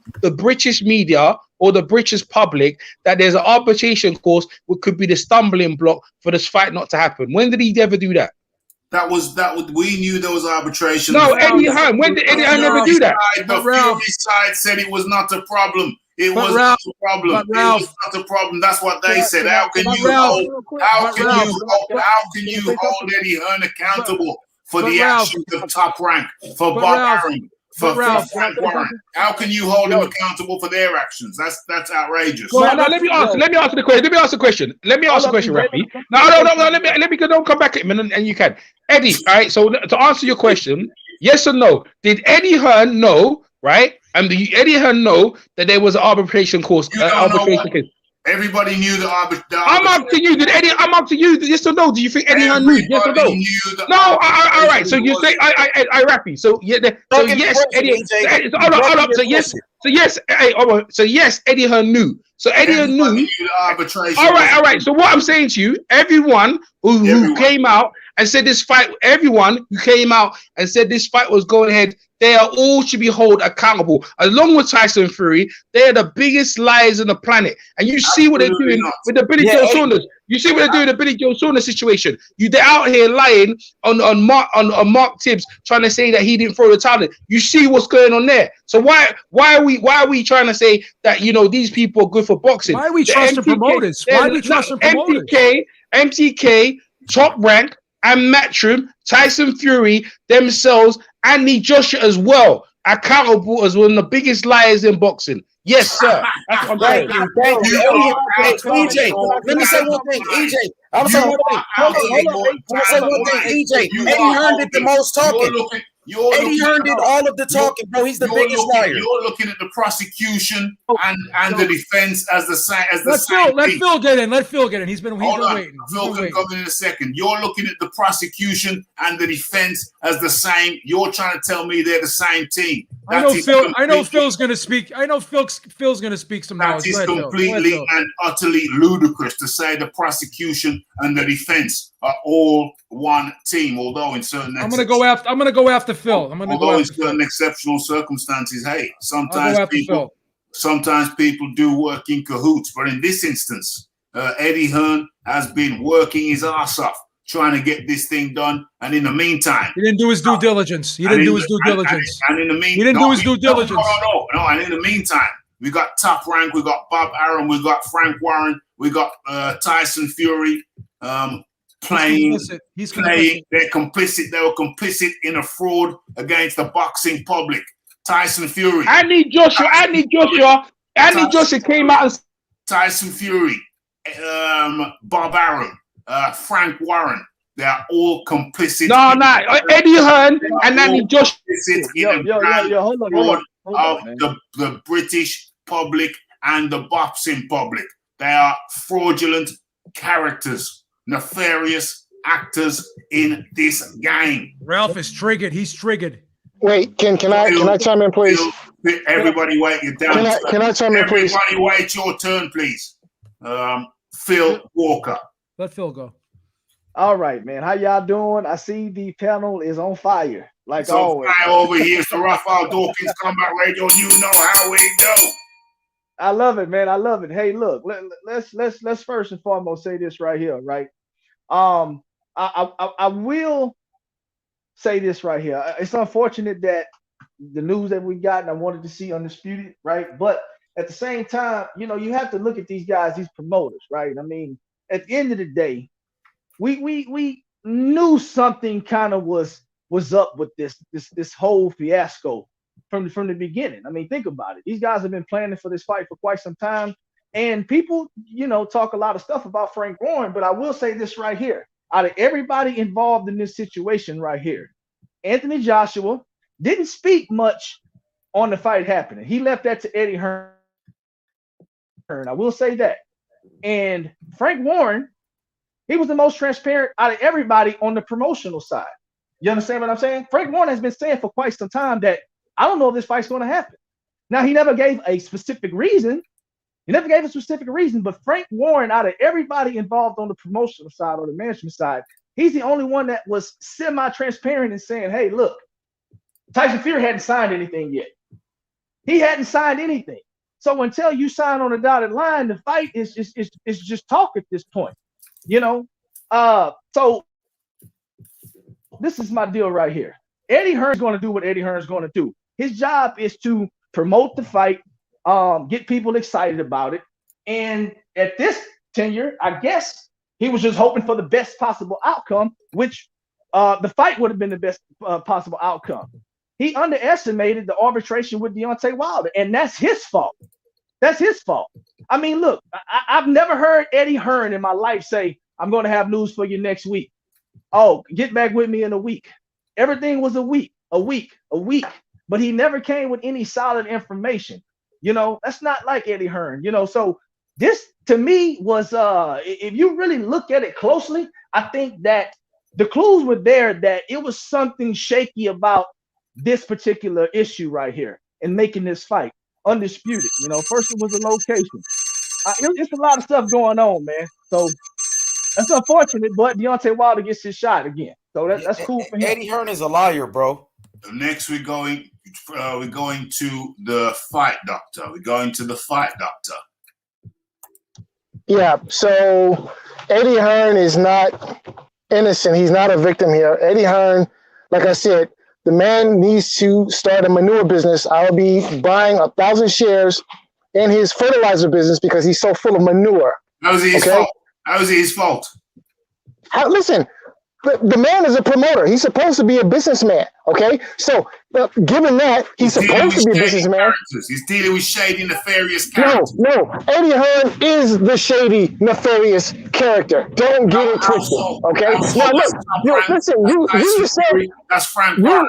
You yourself have said that Eddie Hearn is the best promoter in boxing. Yes? You said that, yes? You said that.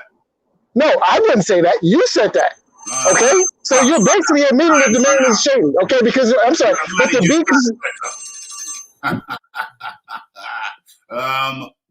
I think it's the H. Monet. No, it's my turn. How can you do that, Ref? You interrupted him. But you interrupted. You interrupted Fight Doctor Wacky. You interrupted Fight Doctor. So how can you kill his time? Let me just say one thing. I'm only going to take 2 seconds. I'm just going to say one thing.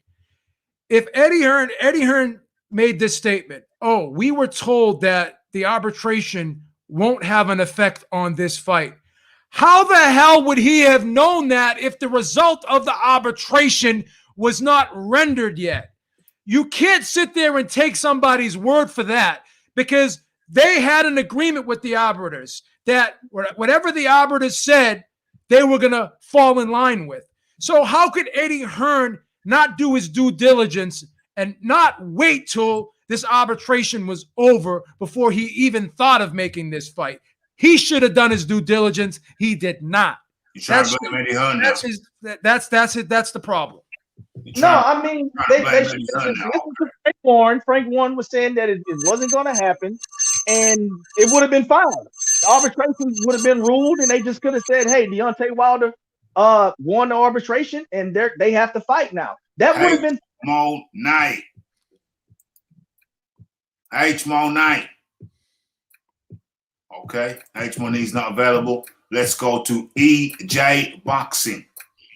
Rafi. So when you interrupt people, you got to give them a couple more 10 seconds. You interrupted Fight Doctor because he was putting the work on it. You don't need no more seconds. Trust me. The Fight Doctor. Well, all right. So all right. Let me say what I'm saying to you. Right. Everyone's held accountable. Let me restart the clock. Okay.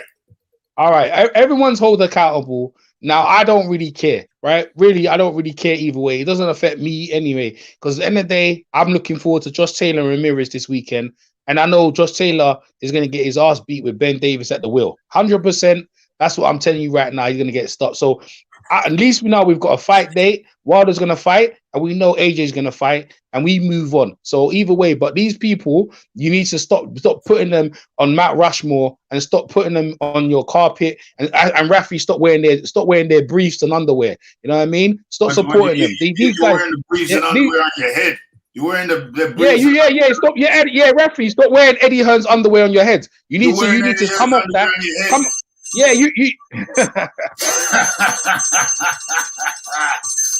Okay. All promoters are bullshit artists. That's the bottom line. Listen, all of them. All of them. You guys, every single one. Let me go along the list. We got the EJ Boxing. We got the H Monet and Beeb. You're in on it too. And the Fight Doctor, you're in on it too. I'm not sure about Phil yet, but all of you guys are looking to excuse the actions of Tyson Fury. All of them. You're all looking to excuse the actions of Tyson Fury and Bob Arum in their nefarious deception, grand deception. Wait, hold on a second. Wait, I've never been an apologist for Bob Arum, and I'm not about to start. Okay, Bob Arum is a crook. He's a criminal. He's a mafioso. And I'm not about to start apologizing or making excuses for Bob Arum. Period. I tell you, Rafi, I could talk for myself, yeah. Like real talk, you can't tell me what we're saying. Fury, if you want me to roast Fury, that's easy. I know what he was on. After he sees his boy get beat down, he's looking for a next fix. Bob Byron and Eddie Hearn and Frank Warren is a money grabber. He knew this was going on. How could he ask for them to send the money when he knew this was going on? Was he trying to rob Eddie Hearn? Because if he took that money, he would have spent it and said, "Oh well." I mean, so I don't want to hear no bullshit. If you want me to see you like that, Rafi, when I put it on Fury and I put it on Fury and thing, that's thing. But I'm gonna tell you right now. All of them are accountable, and all of them rings. Don't try and tell me that because I'm not burning Fury, burning holding Fury. They Eddie Hearn and them boys there, Bob Byron, Frank Warren, and Fury, and Anthony Joshua, all accountable. But what I'm trying to say to you is that in the day, it doesn't matter no more. We move on, and they're gonna fight. But don't try and put propaganda out here that I'm in cahoots with Tyson Fury and Frank Warren. Don't try it. Well, I don't know, man. Looks like some man. Looks Eddie like Hearn should have known better. Eddie Hearn should have known better. He should have known better. Trying to blame the victim. You're trying to blame the victim. Some of you guys are trying to blame the victim. Eddie Hearn's not a stupid man. He should have known better. He should have known what was going on. He should have known what was going on. You're trying to blame the victim. Let me reiterate some of the things I was just saying. So, look, at the end of the day, you know, I don't think the blame just falls on one particular person. Obviously, everybody's been saying that this fight is going to happen, right? Eddie Hearn, of course, has been the main guy that's front and center talking about the fight because he's been out looking for venues and everything. But Eddie Hearn likes that position. He wants to be front and center. And if the arbitration fails, Eddie Hearn looks like a great promoter. He looks like he's getting the job done. So, I mean, I get what he did. I get what he's doing. That's part of his job. But at the end of the day, he failed to follow through with the information that he needed to make the event successful. I mean, those are just the facts that lie in front of him. You know, hey, look, these guys know that each one of them are not to be trusted. So if Fury teams comes and Bob Arum comes and say the arbitration is good, just make the fight, Eddie. You know, you can't really trust that, man. Can't believe that. And, You can't believe that. You can't believe that. You're saying you can't believe that. You're trying to. I don't know, man. This seems like I wouldn't have believed that. Like I wouldn't have believed that. I wouldn't have believed it. Looks like victim shaming. You're selling. You're going around the table, Phil. We're going around. Phil, you just had your time, bro. We're going around the table. You're selling a vehicle. Man, you seem real hostile today, man. You really upset. He's hurt, Phil. He's hurt. Phil, he's hurt. He's really hurt. For a reason, we got to go around. I got him on suicide watch, Phil. I got him on suicide watch. He's dying. He's dying inside. He's dying inside. He's dying inside. I'm okay, man. He's dying inside. Someone help him. Rev, you ain't got the COVID, huh? No, he's got a broken heart, Phil. He's got a broken heart. Yeah, man. Well, you know why he's got a broken heart? Because Wilder was right. Wilder's proven that he ain't a fraud. Wilder's proven that he's right. And you know another thing? Yeah, Wilder might prove that Fury was cheating him. Wilder might prove that Fury might. Wilder might prove that Fury was cheating him, but I don't think so. EJ, if you want to believe all that nonsense about the horseshoe in the glove, my friend, if you want to believe the nonsense about the horseshoe in the glove, about the thumb in the ass, that's entirely up to you, my friend. But I'm just trying to stick to. I'm just trying to stick to the situation. It seems to me. It seems to me like Joshua got his rematch. Joshua got his rematch. Wilder deserves it. It seems to me like there's some victim shaming going on. That's what's going on. Wait. That's utter nonsense. Okay. Look, I'll tell you what. Victim. Who's the victim here? The victim of the general public. This is the general public of the victim. We've been led a merry dance. I told you what's going to happen. A merry dance by Tyson Fury, Bob Arum, and Frank Warren. We've been. I told you this was going to happen. I told you this was going to happen. We've been led. And Eddie Hearn, and Anthony Joshua. Get that right. Put their names in there as well, in the hat as well. What the hell are you talking about? They've been trying to make the damn fight. Didn't Anthony Joshua say the fight was going to happen in June, July? Anthony Joshua said it's going to happen June, July. Yes. So what are you talking about? Cook him, EJ. Yeah. So he's held accountable. Okay, H Money's back. H Money's back. Okay. I don't think I should. Hey, Rafi, I don't think I should say anything because EJ, he's cooking you good enough. And he ain't cooking none. He ain't cooking none. The room temperature is low. The room temperature is low. You know what I'm saying? Let me go. Let me go, Rafi. I'm ready. Let me get the timer, Rafi. Let me get my timer. Hold on. Let me get the timer on. Okay. Let's go. The clock starts when you start. Okay, Rafi. First of all, Eddie Hearn, he's been the one doing all of the talking, saying the fight is gonna happen. I got an announcement coming next week, 100% that the fight will happen. But Eddie Hearn, he knew that Deontay Wilder was in arbitration. So why would he promise the fight fans a fight when he knew Deontay Wilder still was still in the mix? So now hold Eddie Hearn accountable. Hold him accountable the same way you're holding Tyson Fury accountable. Bob Arum, he talked about Deontay Wilder being in arbitration. So did Frank Warren. Eddie Hearn never said anything about it. And when EJ asked you, you wouldn't even answer his question. You ducked this question. What's the question? He asked you, did Eddie Hearn say anything about Wilder arbitration? And you wouldn't answer his question. I will answer the question now. Okay. I did answer the question, but if you've missed it, I shall answer it again.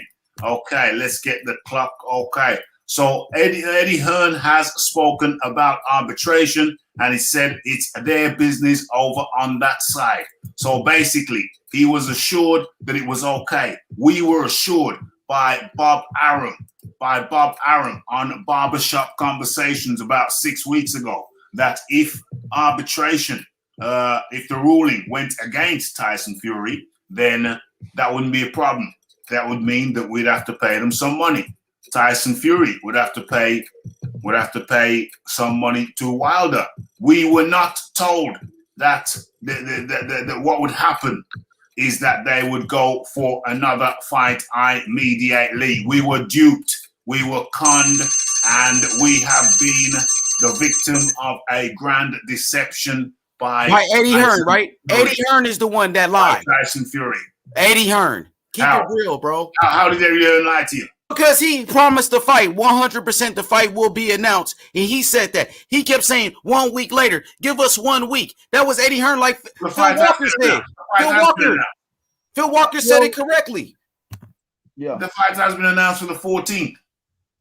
Yeah, but there's no fight, bro. There's not a fight, though. Well, there's not going to be a fight now because the arbitrator has ruled that Tyson Fury is in breach. But look, man, this is the deal right here. Okay, okay, all right. So let's really pull this whole thing back, right? So let's really think about this, the course of the events that's happened. If you really want to be honest about this, I feel as though Tyson Fury from the beginning should have a slight indication that the arbitration with Deontay Wilder could possibly not rule in his favor to get undisputed. Okay, let's roll it back because Tyson Fury also said that he had a 2-fight deal with Deontay Wilder. Now, the whole contract fiasco happened, the expiration date, and all this other kind of stuff. Look, Tyson Fury also needs to be held accountable because he went along with a lot of things that Eddie Hearn said. But it's no secret that Eddie Hearn was spearheading this whole entire event. He spearheaded the locations and everything, so he has to be held accountable for this right here. Okay, so I think you want me to respond to that. Okay, so people seem to be very convenient. I think it's very convenient how people's memory lapse at convenient times. Where was everybody yesterday? Where was everybody yesterday when Tyson Fury came out with the video saying the fight was on? What happened to that? Where was you? You came to the hangout and we roasted you. Roasted what? You couldn't roast my little toe. You couldn't roast you. What did you do? You came over. I had to bet you over. We got you over. We roasted you. Run the clock again. Run the clock again. You came on the hangout. We had to force you to come on the hangout and we roasted you. You was the one who put the video out. I was eating my family dinner better. We forced you. I had to force you to come on that hangout. So I had to hold you accountable. And we told you, he told you, and I told you the fight is not going on. Be 100%. So you're sitting there now trying to make out you're innocent. Get out, Rafi. You're terrible. Rafi, you're Eddie. You're Eddie. You work for Eddie Hearn. But you're good. You're good. You work for Eddie Hearn. Hey, B, you got my toenail. Are you guys crazy? You cats out of your mind? Look. You cats out of your mind? Hold up. Hey, look. All I'm saying is this right here. It's a lot of people in the YouTube community that said this fight was going to happen and the Undisputed was not going to be next. Okay. Those people who said that, okay, obviously they were right. You know, I mean, at the end of the day, everybody's had their own opinions about this whole Undisputed deal. Look, Deontay Wilder told you guys that a third fight was going to happen. You know, and Deontay Wilder, people called Deontay Wilder a lie. So if you're going to call Deontay Wilder a liar, then you absolutely have to call Tyson Fury, Eddie Hearn, anybody who participated in making this fight or saying this fight was going to happen. You're going to have to hold them to that same standard. And if you're not, to me, you're just not a credible person to me. Thank you, and give Wilder and give Wilder his props, and give Wilder his props, and give Wilder his flowers, man. Blaming the people who are putting the work in, people trying to get the Undisputed fight, but yet we have to settle for mediocrity. Mediocrity, a trilogy fight. Hold on. Yes. A rubber match. People are endorsing and supporting mediocrity. Tyson Fury versus Deontay Wilder again, and people are happy about that. The rubber match. That's bigger than what Anthony Joshua is going to do. That's bigger than any fight AJ has been in. Hold up. Crazy to me. This is not about whether people are happy with it or not. You know, right now, what this scenario is about, just upholding your end of the deal. You know, these guys came together, they signed contracts, and they agreed to certain things in these contracts.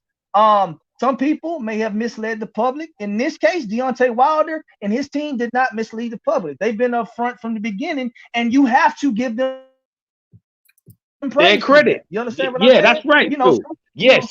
Don't interrupt. You have to give their credit for them. You know, so I mean, look, at the end of the day, I'm not mad at Eddie Hearn for doing his job, but guess what?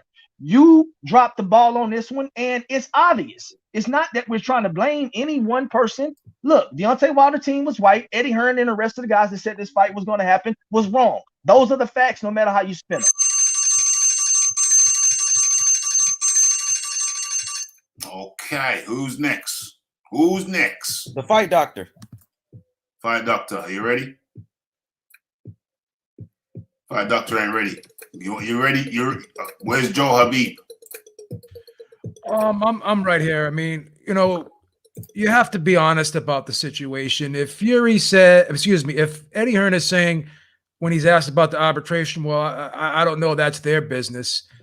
That's a big deal. He has that has to be settled out. That's questions he has to ask on their side. It's not just their business, it's his business now because it affects this fight happening. So the guy did not do his due diligence.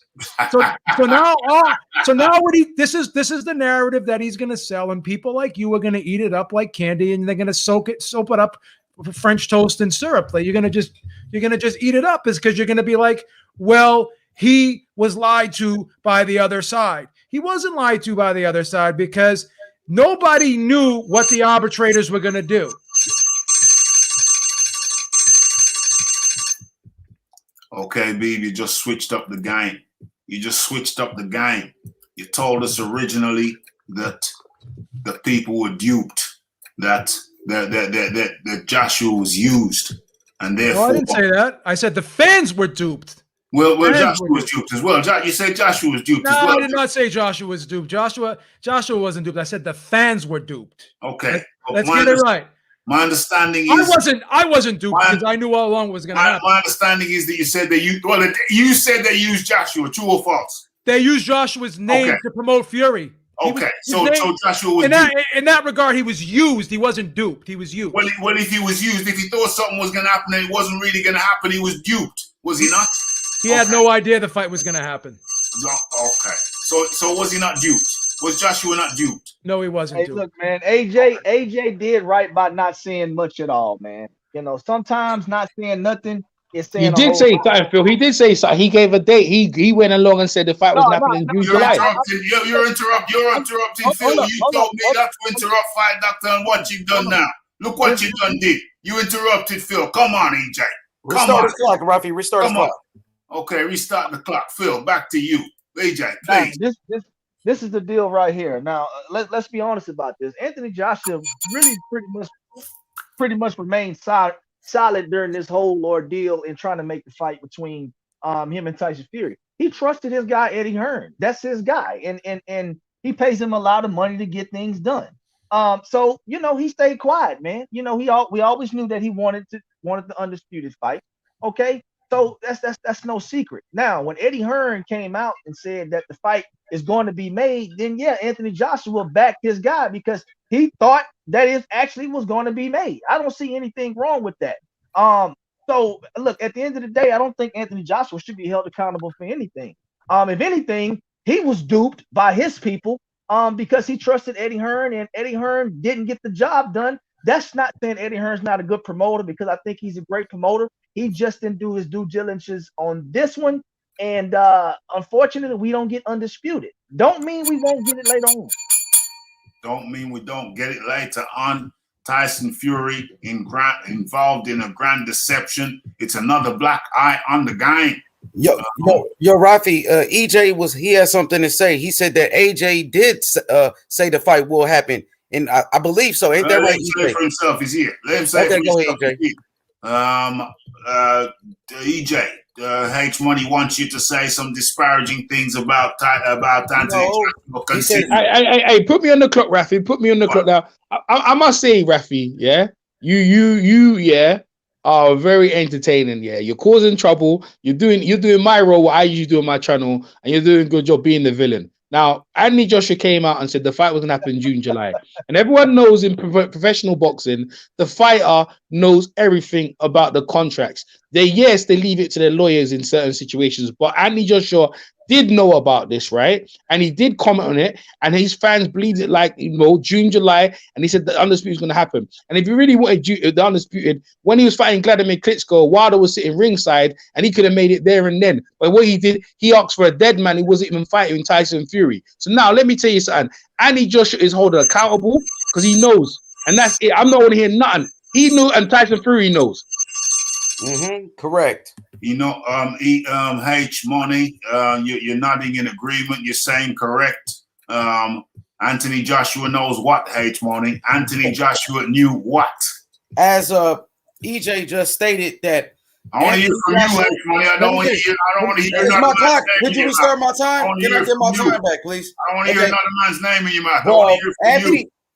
He just stated that Anthony Joshua said the fight will happen in June or July. So we're not going to call Anthony Joshua a liar now, Rafi? Oh, Anthony Joshua. No, it's my time now.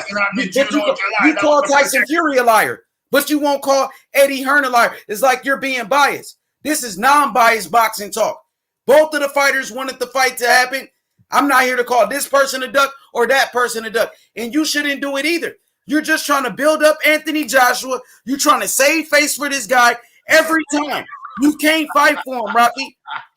Listen, so like I said, Deontay Wilder versus Tyson Fury 3 will be the biggest fight in boxing. Point blank, period. What is AJ going to be doing? Fighting Usyk? That's not enough. That's not enough. Fury fighting the best. Fury fighting the best while AJ's fighting the cruiserweight. AJ go fight a cruiserweight while Tyson Fury fight killer. Yeah, hold on. It's me. I'm going. I think it's really unfortunate that some of you cats you're throwing mud, at the guys who wanted to make the damn thing happen. Meantime, you got some con men. You got your Bob Arums. You got your Tyson Fury. You got your Frank Warren. Beeb told you himself it was all a con. They conned the public. They conned me. They conned you. And you guys are like, some of you cats are like, you're sucking it up. It's all good. Well, let me show you an exhibit. Let me show you something. Let me bring it up on the screen. And I want you to pick the holes out of this one. Okay, where is it? Come on, let's move it. Let's move it and groove it.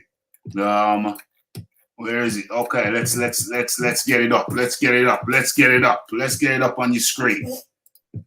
Where is it? So Rafi, So Rafi, you're the smart. Rafi, you're the smartest one out of everyone. We don't know what we're doing. We're sheep, right? We sheep. We sheep, Rafi. We sheep, Rafi. That's not what I said. You're saying we're sheep. That's not what I said. I said you cats. Some of you cats. I said some of you cats. Hold on. I'm bringing up some intel right now. That's not what I said. I said that some of you cats are rejoicing. You're breathing a sigh of relief because you didn't want your guy to get pummeled. But it's all right. It's okay. Let me show you. It's all right. It's all right, guys. I know you don't like the. You didn't want Tyson Fury. You didn't want to see Tyson Fury in there. You didn't want to see Tyson Fury in there. Why we gotta take a side though? Why can't we just say that it's Eddie Hearn did not do his due diligence? He knew who he was dealing with. Blaming the other side. He should have known better when the arbitration. Should have known better. Should have known better. Should have known better. But yet you're the guy who told us that he was conned. You're the guy who told us that he was conned. No, the fans were conned. Maybe because Eddie Hearn is a con. You ever consider that possibility? You were conned. You were conned.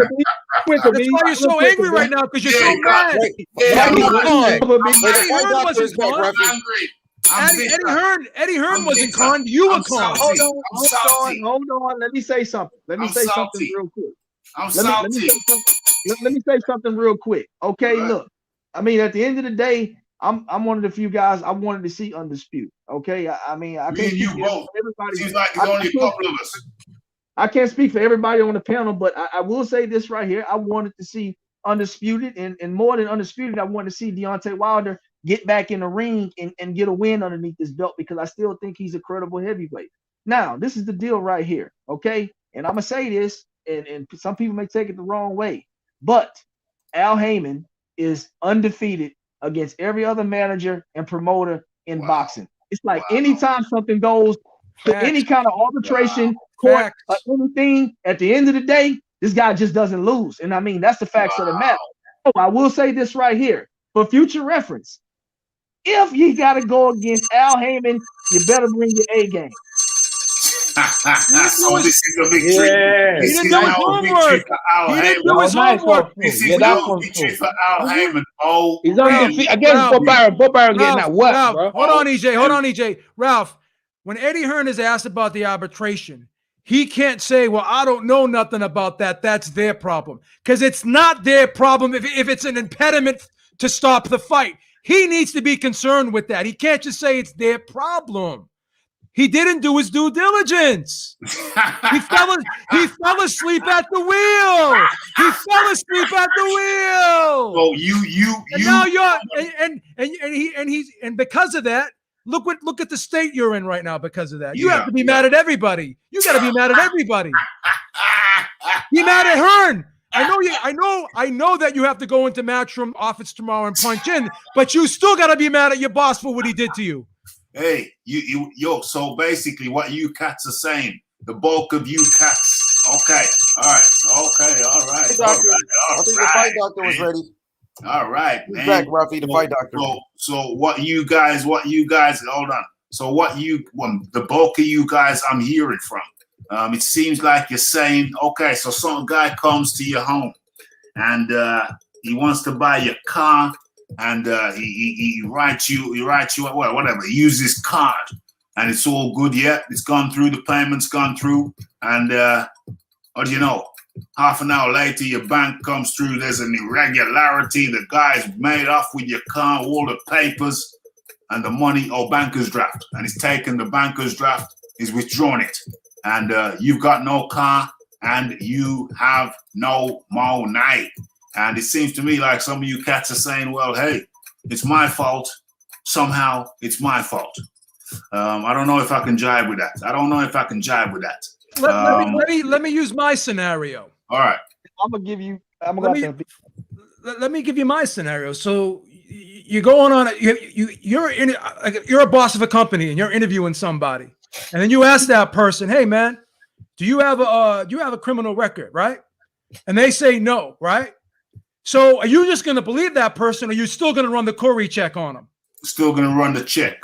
Okay. So they knew that the arbitration was not settled yet, but they acted as if it was settled.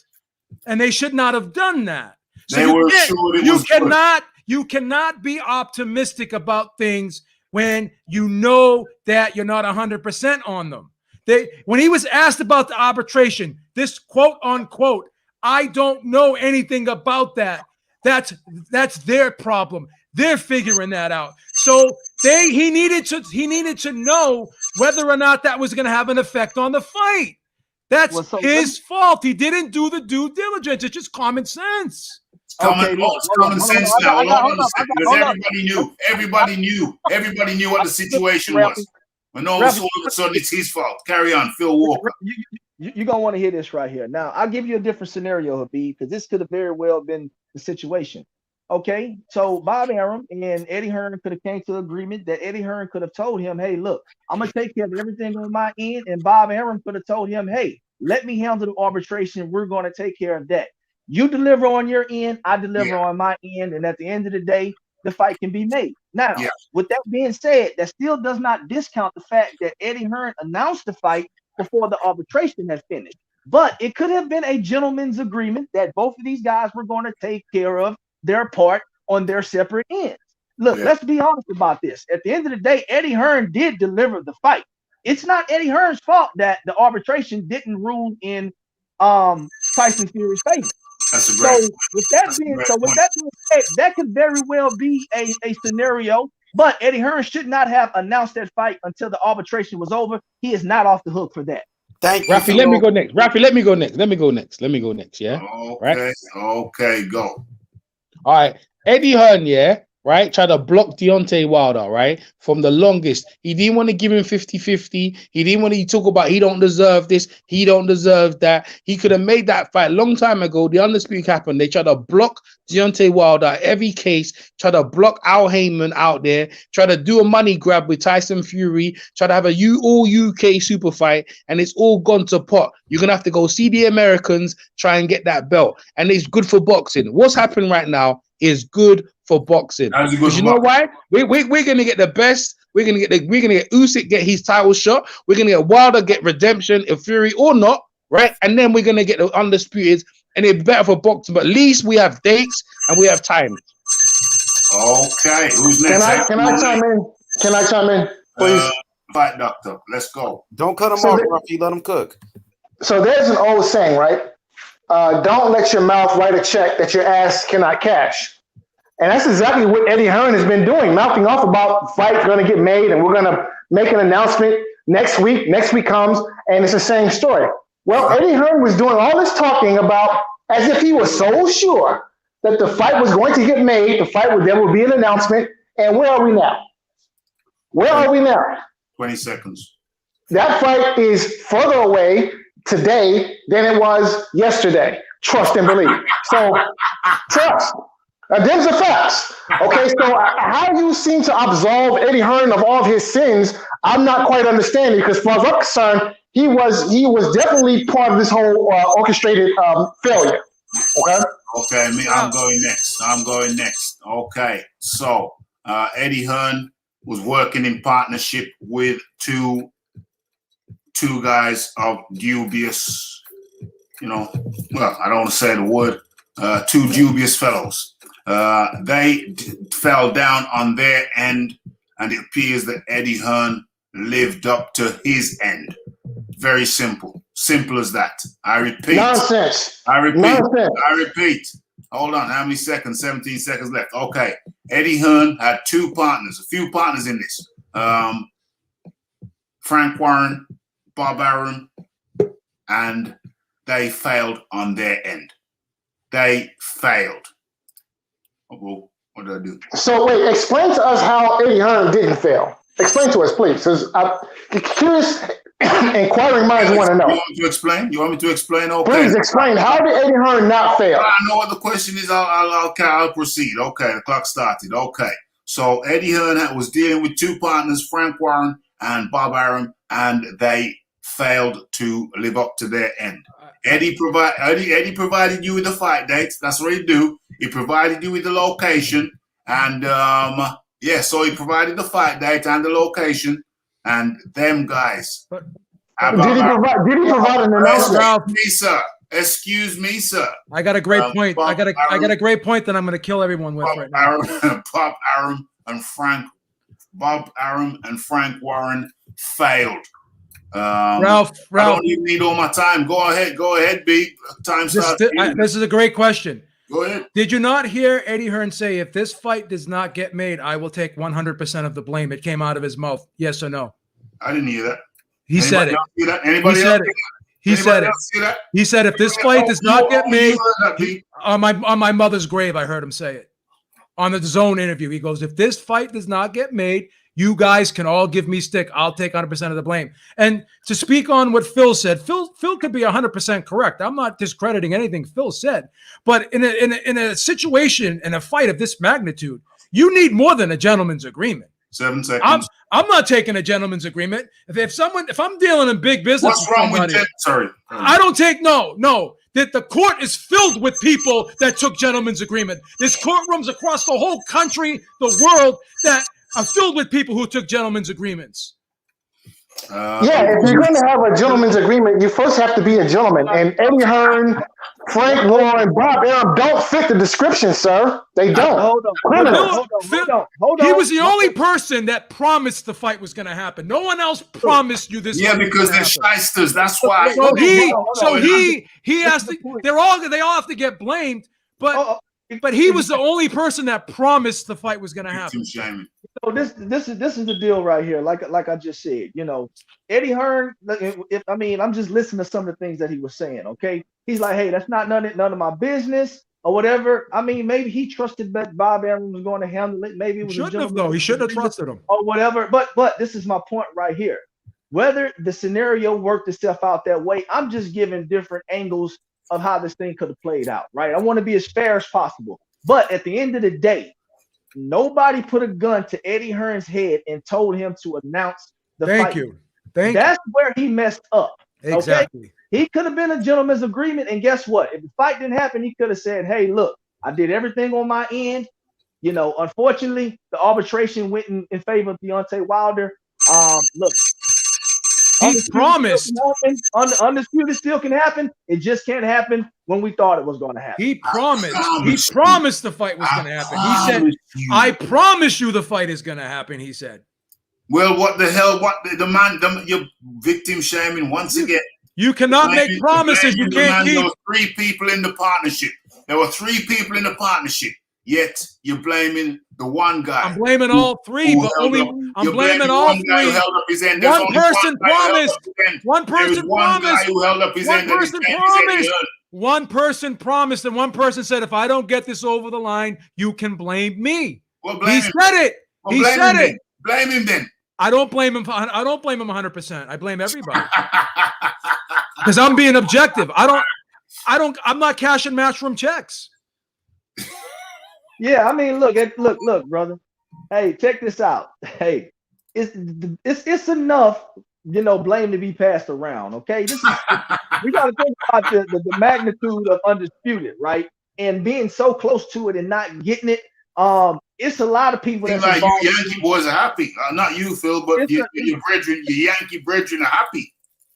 Yeah, I mean, look, but it's a lot of people involved in this, so it's a lot of blame to go around. You understand what I'm saying? Now, if Eddie Hearn wants to be the guy that takes all the blame, that's like him, though. That's like him, right? Because now, guess what he's going to do? He's going to take all the blame, and guess what? He's going to get all the attention, and he loves to get all the attention. All he's doing is giving himself another opportunity to get in front of the camera and speak about Anthony Joshua, speak about the Matchroom, and work his mouthpiece like he loves to do so much. He just got this one wrong. So who? I'm going around the table because put me in the clock. Put me in the clock, Rafi. Hold on. You're on. Go. Eddie Hearn's gonna straight out blame Bob Arum and Frank Warren. He's gonna throw them underneath the bus. This is what happens in this situation. They all start blaming each other. Trust me. They ain't no friends in this thing. They're gonna say, well, Bob this, done that, and then Frank's gonna come back and say, he said that Frank's a scoundrel because he just the other day he was asking Eddie Hearn and them lot to send the money over. I want the money over. I was like, why was you asking to send the money over and you knew this was going on? Listen, Bob Arum, yeah. Then if Bob Arum, he knew what was going on. He took back. But I think Frank Warren, yeah, when it was all said and done, Frank is dread. Why was he asking for that money to be sent over? And he knew this was going on. I mean, this and they're going to throw each other underneath the bus field. That's what I think. Go on. Who wants some? And Frank was adamant about those guarantees. I will say that. Who wants some? Who wants to go on the clock?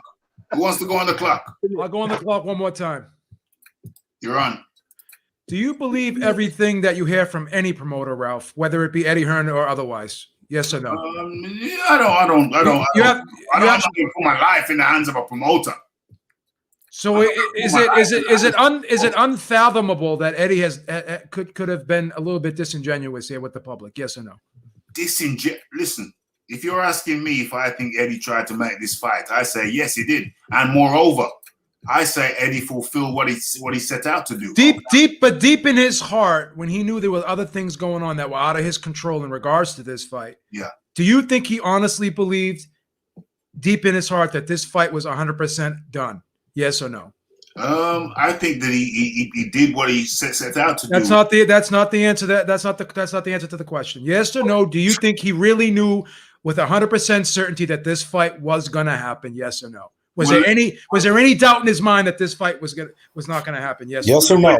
There's H money. There's always. Let me stop the clock.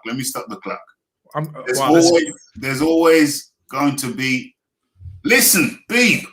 I'm not talking. I'm quiet. There's always going to be an element of doubt in anything, Beeb.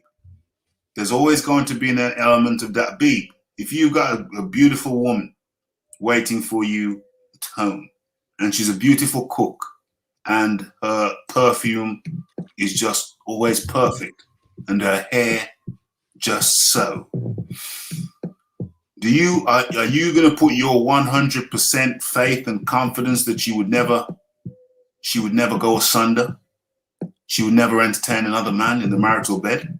You're making my point for me. No one should put 100% faith in anyone. So don't put 100%. So stop putting 100% faith in Eddie Hearn, then. I never put 100% faith in Eddie Hearn. Don't put 100% faith in Eddie Hearn, then, Ralph. Rafi, stop being an Eddie Hearn fanboy, bro. Rafi, you're being a fanboy. I'm trying to help you. I'm trying to help you. Everybody's chirping like a bird now when it's come to time for me I'm trying to help you. I don't want you to keep getting your heart broken like this, believing these deceptive people. Listen, my friend. Trying to help you. Listen, my friend. Are you gonna put your 100% faith in that lady? I don't put my 100% faith in myself. Okay, so how the hell could anybody be so absurd to suggest that the Rafi would put the Rafi skeptical Rafi? And you have to say that you have to be somewhat. You have to be. Let me finish my sentence, my man. Yes, sir. Please. Yes, sir. Yes, please. Yes, sir. So, how anyone could be so out of their damn mind to think Rafi's putting 100% in anything is absurd. Okay, so could there be at least a smidgen of blame to Eddie Hearn here for announcing the fight when he probably should not have, knowing that there was things that were out there that were not finalized yet? Should he have been so adamant by saying, I am 100% sure this fight gets done? Listen, my man. Yes or no? Should he have done that? Should he have done that? Should he have done that? Should he have done that, Ralph? We're supposed to be a damn team. I'm answering your question, but allow me to answer it in my flowery way. Now, we're in a team. There's three of us. There's me, there's you, and there's H Mo Knight. I uphold my end of the bargain. You were conning me all along, and you and H Money were in on it. But I did what I said I was going to do. I delivered you a date and a venue and a site fee. I delivered everything I was supposed to do. Nope. Why the hell are you coming at me trying to blame me for being exuberant? You're blaming me for being exuberant. Okay. No. So Eddie, wait your turn. So Eddie Hearn, you can say, okay, he was over exuberant. He was over exuberant. He was a bit gung ho. If you want to blame him for that, then I say, kindly go ahead. Oh, hey, Rafi, Eddie Hearn is a liar, man. What I mean, he hasn't been, that statement. He hasn't been your statement. Rafi, he hasn't been keeping his word. He promised the fans the fight. He promised the fans 100% this super fight. He knew Wilder was in arbitration. Now Eddie Hearn has to be held accountable, bro. He promised this to the fans. He was the one talking about this every week in front of the camera. Give me a percentage. You won't hold him accountable. Give me a percentage. Give me how accountable should he be held? He's the promoter. How much responsible? Tyson Fury is just the fighter. Now, give me a percentage. You said what? Give me a percentage. How accountable should he be? Because there's three partners in this thing. There's three partners. Eddie Hearn needs to take most of the blame because he's been doing most of the talking. So Eddie Hearn got to take most of the blame. Bob Arum. He's been doing most of the work. Let me talk, bro. Bob Arum said it. He said Bob Arum said Deontay Wilder is still in the picture. Bob Arum always was saying that. He said it. Frank Warren said it. But Eddie Hearn didn't say anything about Wilder. Oh, the fight is going to happen. Eddie Hearn he's been lying. He still hasn't delivered one undisputed fight. Name one undisputed fight Eddie Hearn made. Name one undisputed fight Eddie Hearn made. You had 45 seconds to substantiate your statement. You don't even let me talk. You've been cutting me off. Substantiate your statement. Ralph, can I say something, please? Just real quick. Clock okay. starts. All right. This is my deal right here. Okay. Now, Eddie Hearn could have very well believed that he was telling the truth because he was doing everything that he needed to do on his end. That could have been his intention. Okay. Now, this is my deal right here. We would be singing a different tune if and only if Eddie Hearn wouldn't have made the fight date and announced the fight. That's where he messed up. Now, if Eddie Hearn went out and did everything that he said he was going to do, getting the venue, and all this other kind of stuff, that's great. We can obviously see that you're doing your job and you're working your ass off. Okay, that's cool. You're doing your part. But when you announce the fight date, that right there was misleading and it was a lie. Okay, because how the hell is that a lie? How the hell is that a lie if he told you the date and that's the date? Rafi, put me in the clock. Ralph, let me ask one last question. Why can you not why does it bother you that Eddie Hearn has to take some of the blame here? Like, what? You seem like you're emotionally vested in this when it comes to Eddie Hearn. I just gotta know. Like, you have to know that all promoters exaggerate and all promoters are kind of bullshit artists. You have to know that. You have to know that. Rafi believes in fairies. You can't believe that these guys are not. Eddie Hearn. Rafi believes in Father Christmas, man. Rafi believes in Father Christmas. Rafi, if it makes you feel better, I will tell you this. I think Eddie Hearn did a phenomenal job with everything involved in the fight. Agreed.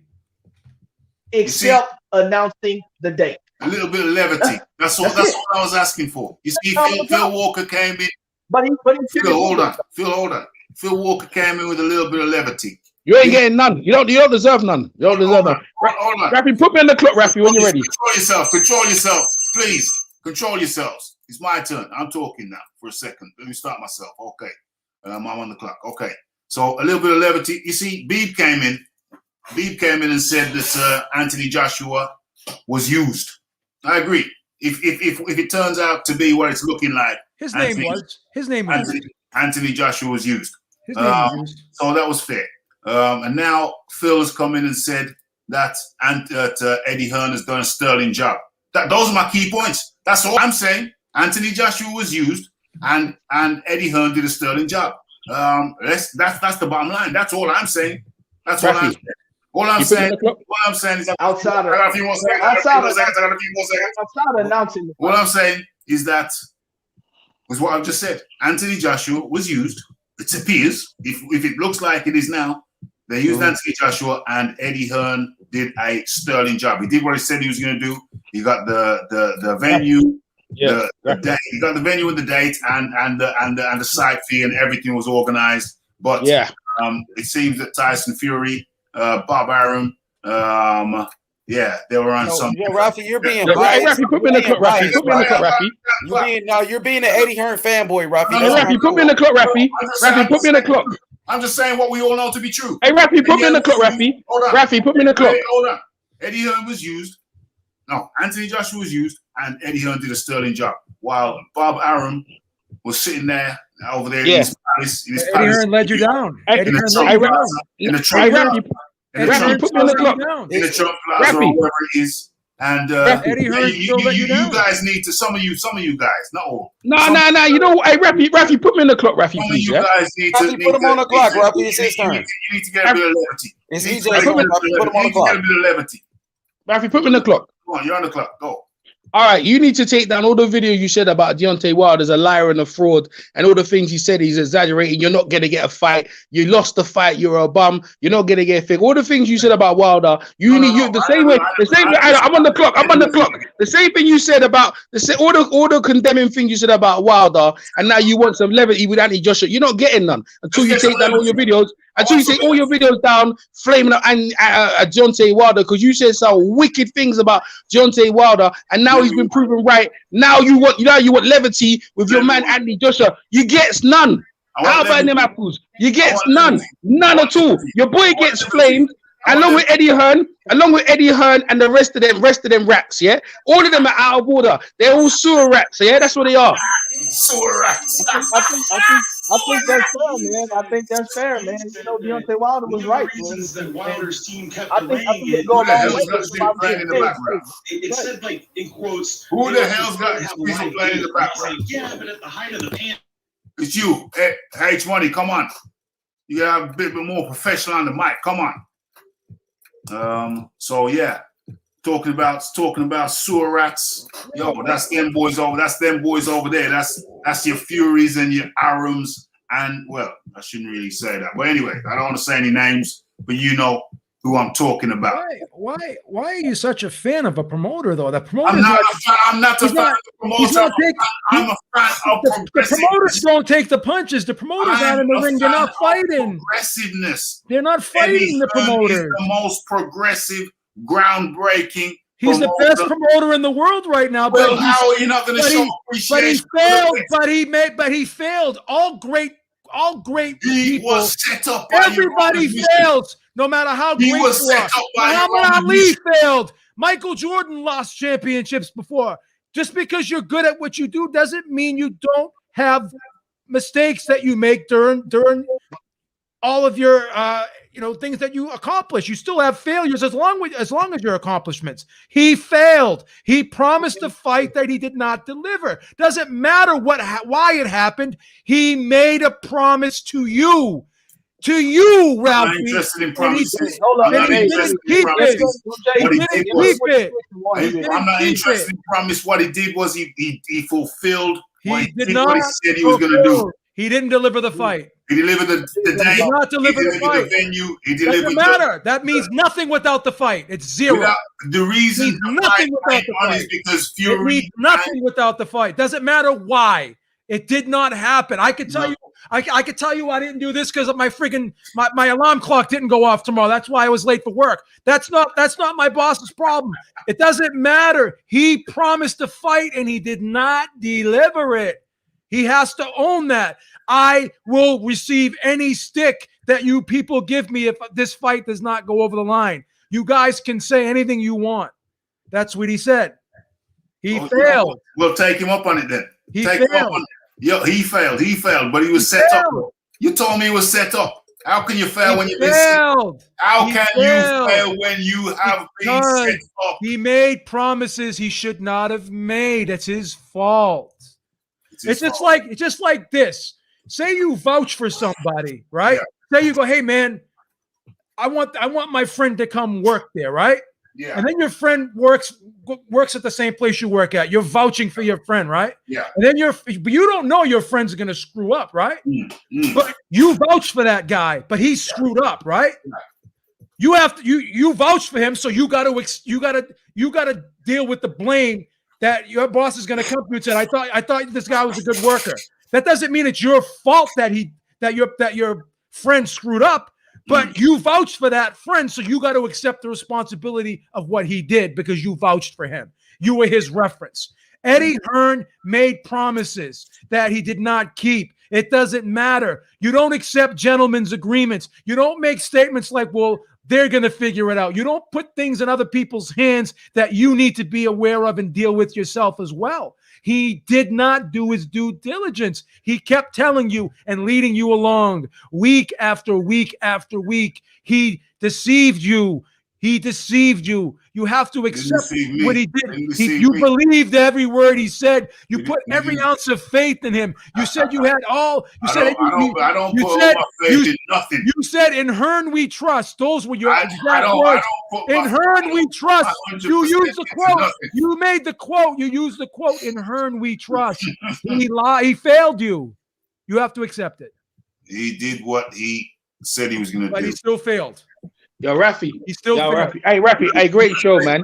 Hey, Rafi, great show. I'm gone, yeah, Rafi. You take care, Phil. Take care, Beeb. Take care, Rafi, and everyone in the chat. Take care, guys. Peace. That was the EJ boxing, and then there were 3. Phil Walker with no picture. What happened to your picture, Phil? Don't matter. It don't matter. What's this? Did I imagine a video of Tyson Fury telling me that the Saudi prince sorted the undisputed fight on the 14th? Hey, according to some of our American friends, that was merely a figment of your imagination. He was trolling you guys. He was trolling you guys. It's Hearn's fault. He was trolling. He was trolling you guys, and you believed him. It's funny how when Tyson Fury says you got things you guys don't like. Oh, you can't believe Tyson Fury. He never tells the truth. But when he says something that you like, oh, you got to believe him now. Again, I'm a big Tyson Fury fan, but I don't believe half the things that come out of the guy's mouth because he has a history of not telling the truth all the time. He's a bullshit artist. Once again, you're blaming the people who've been duped. People who were duped, you're blaming them. Well, you don't make promises you can't keep, Ralph. If I vouch for somebody and I'm thinking that they're going to do the right thing and I get duped in the process, that's my fault. There's an old saying we had in the military, right? You can delegate authority, but you can't delegate responsibility. He took the responsibility of making a promise to the public that this fight was definitely going to happen. He did not fulfill on his promise. It doesn't matter why he didn't fulfill on his promise, but he made that promise. He said he was going to make the fight, and he made the fight. But no, he didn't. The fight did not happen. The fight never happened. Well, hold on. If Tyson Fury withdraws from the fight, then then Tyson Fury withdraws from the fight. No contracts were ever signed. The fight was never official. That's not the case. That is the case. That is the case. All the way through the process, contracts get signed. You never had a fight.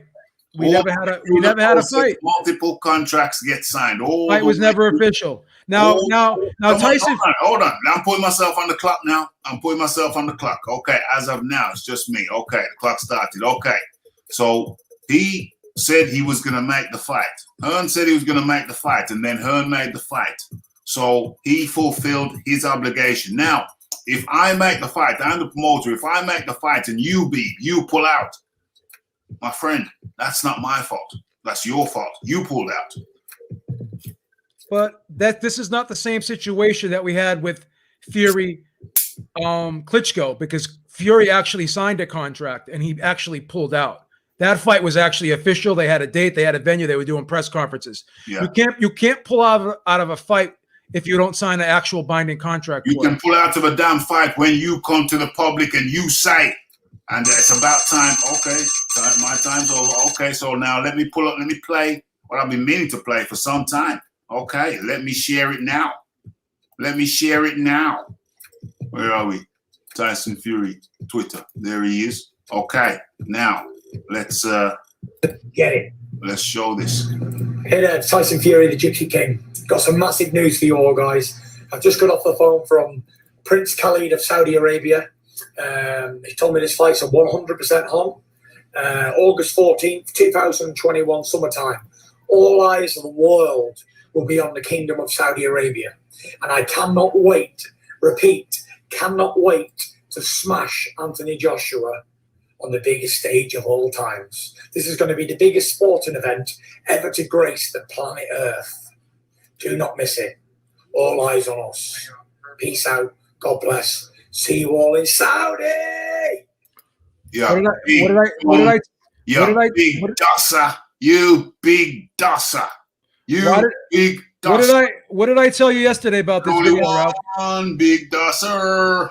What did I tell you yesterday about this video, Ralph? You said it was a trial. Okay. So once again, though, you're blaming the victim. Well, we're gonna blame we're gonna blame everybody for their part in this fiasco. Yeah, more blame has to be more blame has to be a proportion to all right. To the dupers. You yourself admitted that they were dupers. Can you at least admit that Eddie Hearn was 15% wrong here? What's the percentage you're going to give Eddie Hearn? Yeah, let's go with 15. Okay. Let's go with 15. You cool with that? Let's do percentages now. 15% to Hearn. Yeah. Oh shit! Let me get my calculator out because this we'll divide it. This could get complicated. This is a win. This is a win. Complicated. This is a win. This is a win. If we can at least I'm going to get 100% up on the thing on the calculator, and I'm minus 15% for Hearn. So that leaves 85%. How much am I giving to? I'm gonna split the rest 3 ways. Divided by 3, that's 28. That's 28% to everybody else. That's 15 for Hearn, 28% for everybody else. Right, that's not. I mean, that's okay. So Hearn. But hold on, that still works out at 15% for Hearn, 85% for the other 3. So let's get it right. Let's get it right. It don't sound so nice now, Beep. Don't sound 80, so nice. So 85 divided by 3. That's 85 divided by 3, but it's still one camp. So one camp has to hold 85% of the blame. So 28% to everyone else. Well, you can divide it up like that, but it's 85%. It's a block. 85% for the other. Ralph, if this is going to make you feel better, then I'm going to accept it. Deal. You see, that's how you make deals. I don't want you to get. I don't want you to be sick over this. That's my main objective here. I can deal with it, all right. But I know you put all your heart and soul into this fight.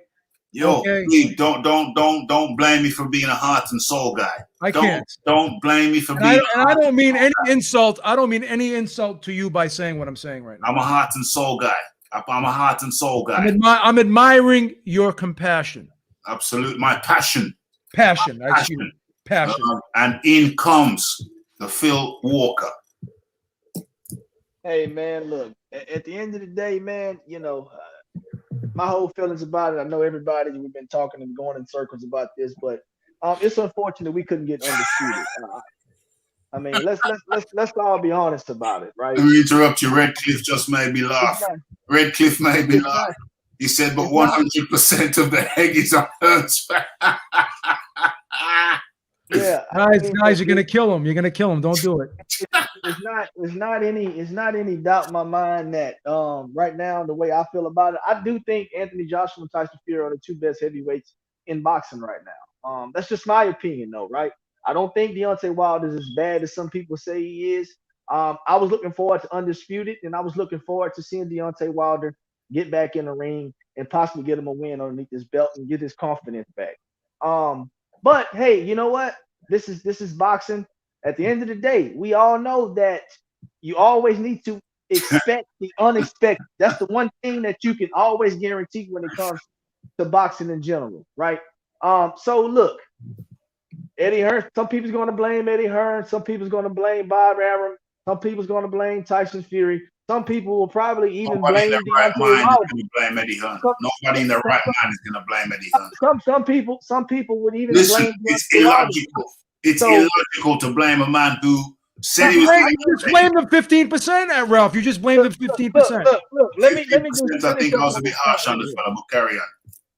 Yeah, I mean, look. My point is, some people are going to blame whoever they feel like is to blame. I mean, at the end of the day, Undisputed was on the line. We're not going to get it. We're going to get a trilogy with Deontay Wilder and Tyson Fury. And to be honest with you, if the Undisputed fight can't be made, that's the next biggest fight that can be made in the heavyweight division. So I mean, it's a disgrace. It's a silver lining, I guess. It's a disgrace. It's a black eye on the sport. Tyson Fury, Bob Arum, what's his name? Frank Warren. I'm sorry. It's a black eye on the sport. But Ralph, black eye on the sport. What does he say about boxing? What does he say about boxing? What have we always been saying? What have we always been saying about boxing and the UFC? What have we always been saying? Hold on. What have we always been saying about boxing and the UFC? Boxing doesn't give us the fight we want. The UFC does. This is a black eye on the sport.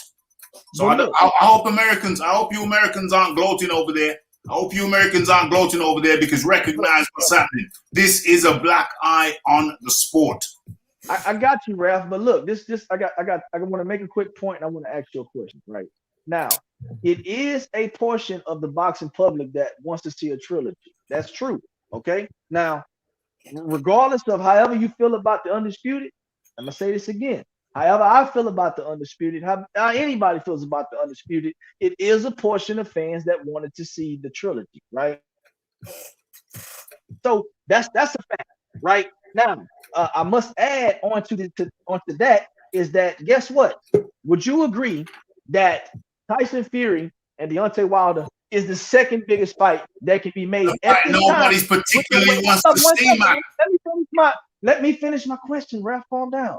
Do you not agree that Deontay Wilder and Tyson Fury is the second biggest fight that can be made in boxing, considering other? Let me answer your question right now. No, hold on. Let me answer your question right now.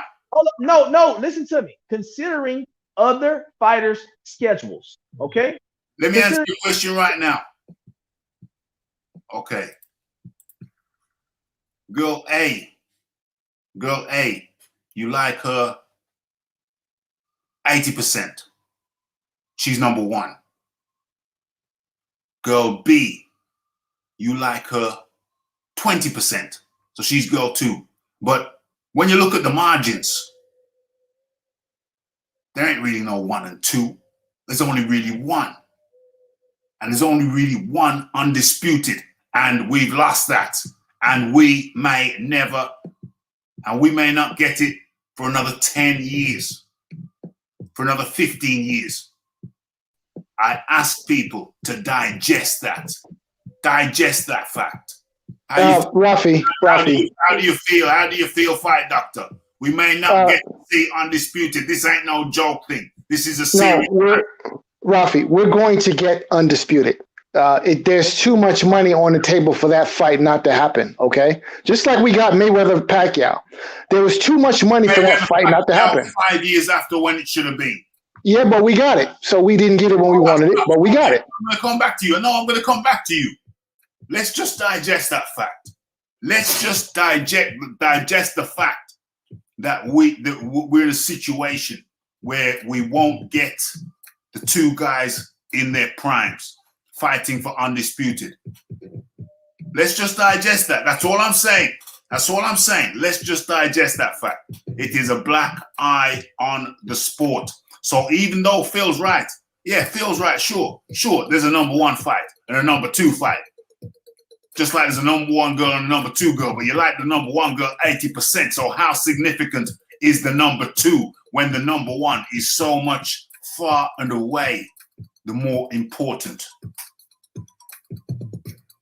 But would you agree it is a portion of the boxing community that I've already agreed, but I have also demonstrated that sometimes just because something is number 2, it doesn't necessarily mean that it's close to number 1. Well, that all depends on how horny you are. You know, if you haven't had it for a while, I mean, you may like that number 2 just as much as the number 1. You don't know that. It's a poor substitute, my friend. It's a poor substitute. It depends on the circumstances. Come on, be honest here. Hey, I just gave you the numbers. I said 80 and 20. Come on now. I know that we're not mathematical geniuses around here, but you know the disparity between 80 and 20. Can I chime in for a second? Chime in as much as you like. You're coming to the end of the show. So, as a boxing fan, and let me relay my feelings as a boxing fan, because I think this situation captures my feelings as a boxing fan perfectly. me personally, I've always felt that being a diehard fan of the sport, as I am, is sort of like being married to a $2 whore. And right now, that's exactly how I feel with this fight not getting made. I feel like I'm married to a $2 whore because boxing is in the habit of breaking the hearts of the boxing fan, the sport of the business of boxing. Yes, and that's where we are now. Well, listen. Regardless of what side of the argument that you're on, you're heartbroken. I know I am because I don't want to see Tyson Fury 3. We've been there, done that. That's old news. Later. I have no problem seeing that later. I have no problem seeing that later in the future. Three. Let them fight in the future, sure. I got no problem with that. But why now? Why now? This is and moreover, you know, Deontay Wilder has no intention of fighting Anthony Joshua.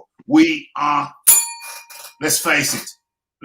I think some of you guys don't realize. I think what you meant to say was Anthony Joshua has no intention of fighting Deontay Wilder. I think that's what you meant to say. Crazy. Yeah, that's right. 120 million deal. Yeah. Sure. Look, Eddie Hearn might be a snake. He might speak with a forked tongue, but he's not stupid. Okay, and he was well within. Look, it made a whole lot of sense for him to steer Joshua clear of Deontay Wilder because Wilder would have knocked him out. This is Wilder would have knocked him out. That's why he turned down $120 million bill. Deal. Well, we all saw what happened with Andy Ruiz, right? That make what? We all saw what happened with Andy Ruiz, right? Yeah. He got his crown back. He lost. Yeah, after he got knocked out. TKO, and he got his crown back. TKO, look, at the end of the day, Joshua didn't finish the fight. Wilder would have knocked Joshua out, period. What? Wilder would have knocked Joshua out. Yeah, that's right. I hate to be the bearer of bad news, but that is what would have happened. That's crazy. Wilder can barely box. He's got poor fundamentals. Barely got the fundamentals together. Wilder has more knockouts than Joshua has fights. Wilder's got more bums on his resume than almost. Wilder has more knockouts than Joshua has fights. Champion boxer in living history. He's got more bums on his record than any other heavyweight boxer. But he never lost any of those bums. What about Anthony Joshua? Yeah, Ruiz ain't no bum. If you think Ruiz is a bum, then that's Ruiz was the replacement for the replacement. Yeah, that's a factor.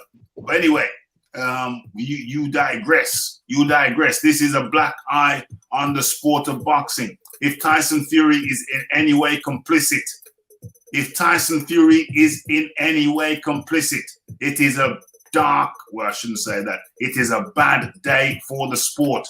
And with that, we forget about the other topics. I'll have to do that another day, maybe Wednesday. But this was the one topic that we had to talk about. And I'm going to go around the table now. I've got to extend my thanks to the James Jameson for being the sponsor of the show.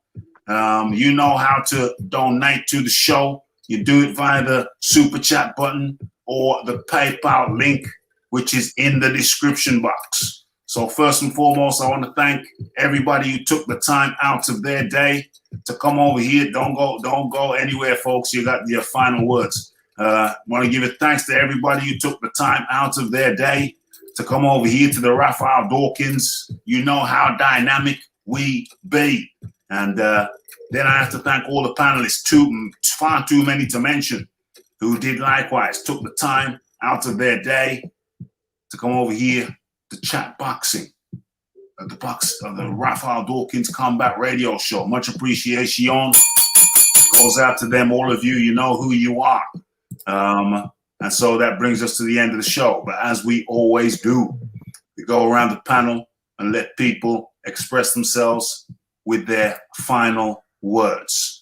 And this is going to be on the clock to keep it nice and concise. And we're going to start off with the Fight Doctor. Fight Doctor, thanks for coming over. Give the people your final words, please. Thank you for having me, sir. And like I said, right now I feel like I'm married to a $2 whore, but being a diehard fan of the sport, this is not an uncommon feeling. And so this is just one of many heartbreaks. And it's really a shame that, boxing is the only sport where the best do not consistently face each other. Okay? Boxing is the only sport. And, when people make the argument that MMA is overtaking boxing, well, I mean, maybe that may be true. That may not be true. But what I can say is that in MMA, the best fight the best. And unfortunately, that's not so much the story in boxing. So this is, like you said, it's a blackout for the sport. It's a blackout for Bob Arum, Frank Warren, and Eddie Hearn. Okay, let's get it straight. Eddie Hearn is not to be absolved of his sins here. Trust. All right, he's just as guilty. All right, so let's not let any of the rats get out of jail free card. It's in the venue, but carry on. Yeah, well, he may have delivered a date. He may have delivered a venue, but did he deliver a fight? Yeah, and Tyson Fury walked away from it. Yeah, okay. Fury told you that the fight was there. It was on, and he walked away. That sounds like some serious Eddie Hearn apology, okay? That's not a serious Eddie Hearn apology. I've showed you the video. The evidence is there. You can pretend you don't see the evidence, but guess what? Well, look, listen. I can pretend. You're gonna hear Tyson Fury saying that the fight was on like Donkey Kong, and he walked away. Is that a question? Because it seems to me like he said what he said, and then he walked away. How is Tyson Fury walking away when you have a judge who's basically told him what he can and can't do? I mean, I don't understand. How does that work? Well, okay. Well, that's your final. I mean, it's kind of like if you go to court and then the judge sentences you to 6 years in jail, but you decide to walk out the front door. I mean, it doesn't work that way. It doesn't work that way. Okay, so I'm not quite sure, what logic you're working with here. If you're not quite sure, you can't keep up. That's okay, bro. That's okay. But you know what? The fight doctor, we're gonna live to fight another day. You will live to fight another day over here in the Raphael Dawkins Combat Radio. Thank you for your input, sir, and enjoy what's left of the rest of your evening. And I'm sure the mushroom risotto is at the right room, is the right temperature for you now. Yeah, I got a fresh batch of mushrooms. Thank you for having me, and shout out to everyone who was on the panel. Thank you. And then there were three. Phil Walker, thanks for coming on.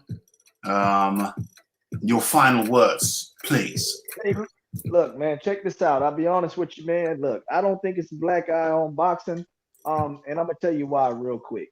For one, man, although the heavyweights are very interesting, although everybody loves the heavyweights, at the end of the day, we have an opportunity to see 3 other undisputed fights in 2021.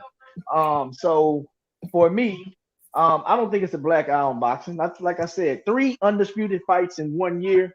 We got Canelo, we got the fight this weekend, and also we have Jamil Charlo's going to be fighting for undisputed this year as well. So I think the sport is doing very well, especially considering the circumstances of last year of not getting a whole lot of boxing. And look, hey, unfortunately, we couldn't get this one, but hey, look, we live to fight another day, and maybe next time they'll get this one right. It's unfortunate that they got it wrong and we don't get undisputed with the heavyweights, but doesn't mean we won't get it. Just means we're going to have to wait a little bit longer.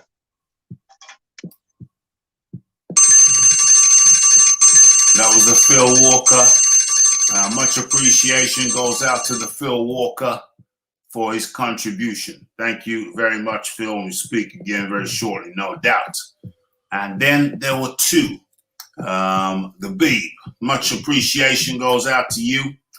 Thanks for coming on and dropping your insight, your observations, your thoughts, your feelings, your general thoughts.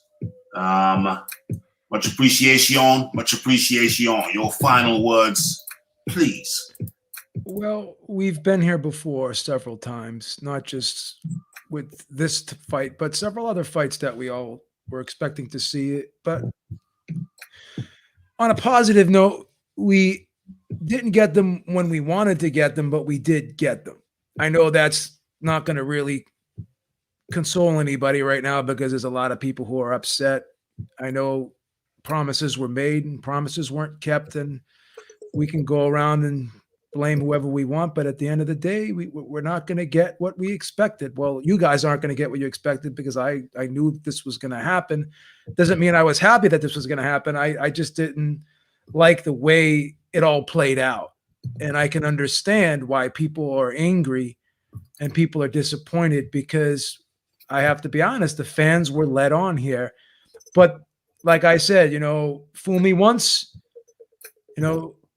shame on you. Fool me twice, shame on myself. No. Shame. Yeah, you're right. I'm right. I know what I'm doing. I'm 52 years old. I've lived more years than I got left. I know how to say it. So that's the thing. So you can't keep seeing the same things happen over and over again and be surprised by them. I'm jaded right now. That's why people are like, well, why don't you care? Why aren't you mad? You don't care. You don't care if the fight happens.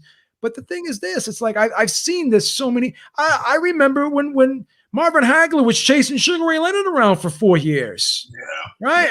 I remember when Lennox Lewis was chasing Mike Tyson around for years, and Mike Tyson actually vacated his WBC title to avoid Lennox Lewis, right? I remember Holyfield chasing Tyson around for years, and then Tyson gets locked up. So we've seen this before several times. That doesn't mean that it's right, but I'm just so jaded to it. That's why I always have like people like, well, Beeb, you don't want this. No, I'm just jaded by it. I've just seen it happen too many times that I'm not surprised by it. But as Phil said, on a bright note, with the downs come the ups, and that fight that we're going to get this Saturday, I'm extremely excited about it. The Teofimo Lopez-Lomachenko fight that we got this year, I loved it. I loved it. Yeah. What was the other fight that we got? So a lot of good fights this year that we got. I'm trying to think of the other standout fights when we had that fight that we had that Figueroa fight. That was a good fight last week. Yeah. So there was a lot of there's a lot of good fights, and then we had the fight at 130. We had Frampton. And Frampton. Damn, that ain't no fight to me. Damn. That was a good fight on paper, but it was good while it lasted. And then we had Valdez. Yeah. We had the Valdez fight. That was a great fight. We had some pretty decent fights this year. We had some pretty decent fights this year, but this is a blue ribbon event we're talking about, my friend. Yeah. This is the blue ribbon. This is the 100 meters of boxing. The blue ribbon event. Daniel Dubois versus Joyce. Thank you, James Jameson. That was a very good fight, right? Very good fight. Very influential. It's led us into some interesting situations now, with Joyce being up there and very dangerous for anybody. I'm excited about the Jamel Charlo versus Brian Castano fight. I'm looking forward to that. So, I know you're disappointed, and I feel very, very bad. You seem very, very. I'm not used to seeing you this hurt, and I just hope I hope that I'll get over it. I hope you get over it. I don't want you to have. I'm going to bounce back. You can't get. I get knocked down, but I get up again. I don't get knocked down. I'm sorry, Eddie Hearn made you believe something that wasn't true. No, that was the guys overseas, some top ranked guys, and some guys over here too. Frank Warren, Tyson Fury. We'll continue to talk yourself through it. Continue to talk yourself through this. You're gonna get through it. It's gonna be okay. It's gonna be okay. Joshua should beat Usyk very handily. Yeah. And Fury should beat Wilder, and then we'll just get this fight. We'll get this fight next May, like I told you, and it'll be in Las Vegas, hopefully. Well, okay, Beeb. Okay. Much appreciation for coming on and sharing your thoughts, your views, your observations, your emotions, your wit. Let's not forget the wit. Thank you so much for having me. I always appreciate coming on.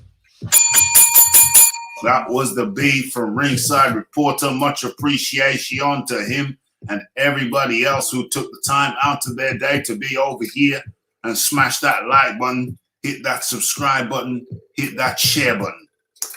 We've been led a merry dance. Merry dance. I don't know if this is final. I don't know if it's really over. I can't believe it's over. I can't believe it's true. But maybe it is. Maybe it is. It's one of them things. Very disappointing. Very disappointing. But I tell you what. I'll tell you something. And we're going to finish off with this. Hit that like button, hit that subscribe button, hit that share button. And we're going to finish off with this. Let me line this up nice and sweetly. And let's cut the music. And finish out with the words of Tyson Fury. Yes! Get it. Hey there, Tyson Fury, the Gypsy King. Got some massive news for you all, guys. I've just got off the phone from Prince Khalid of Saudi Arabia. He told me this flight's a 100% on. August 14th, 2021, summertime. All eyes of the world will be on the Kingdom of Saudi Arabia.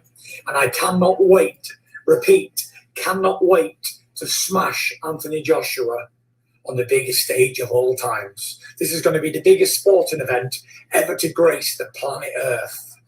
Do not miss it. All eyes on us. Peace out. God bless. See you all in Saudi. Yes. Get it.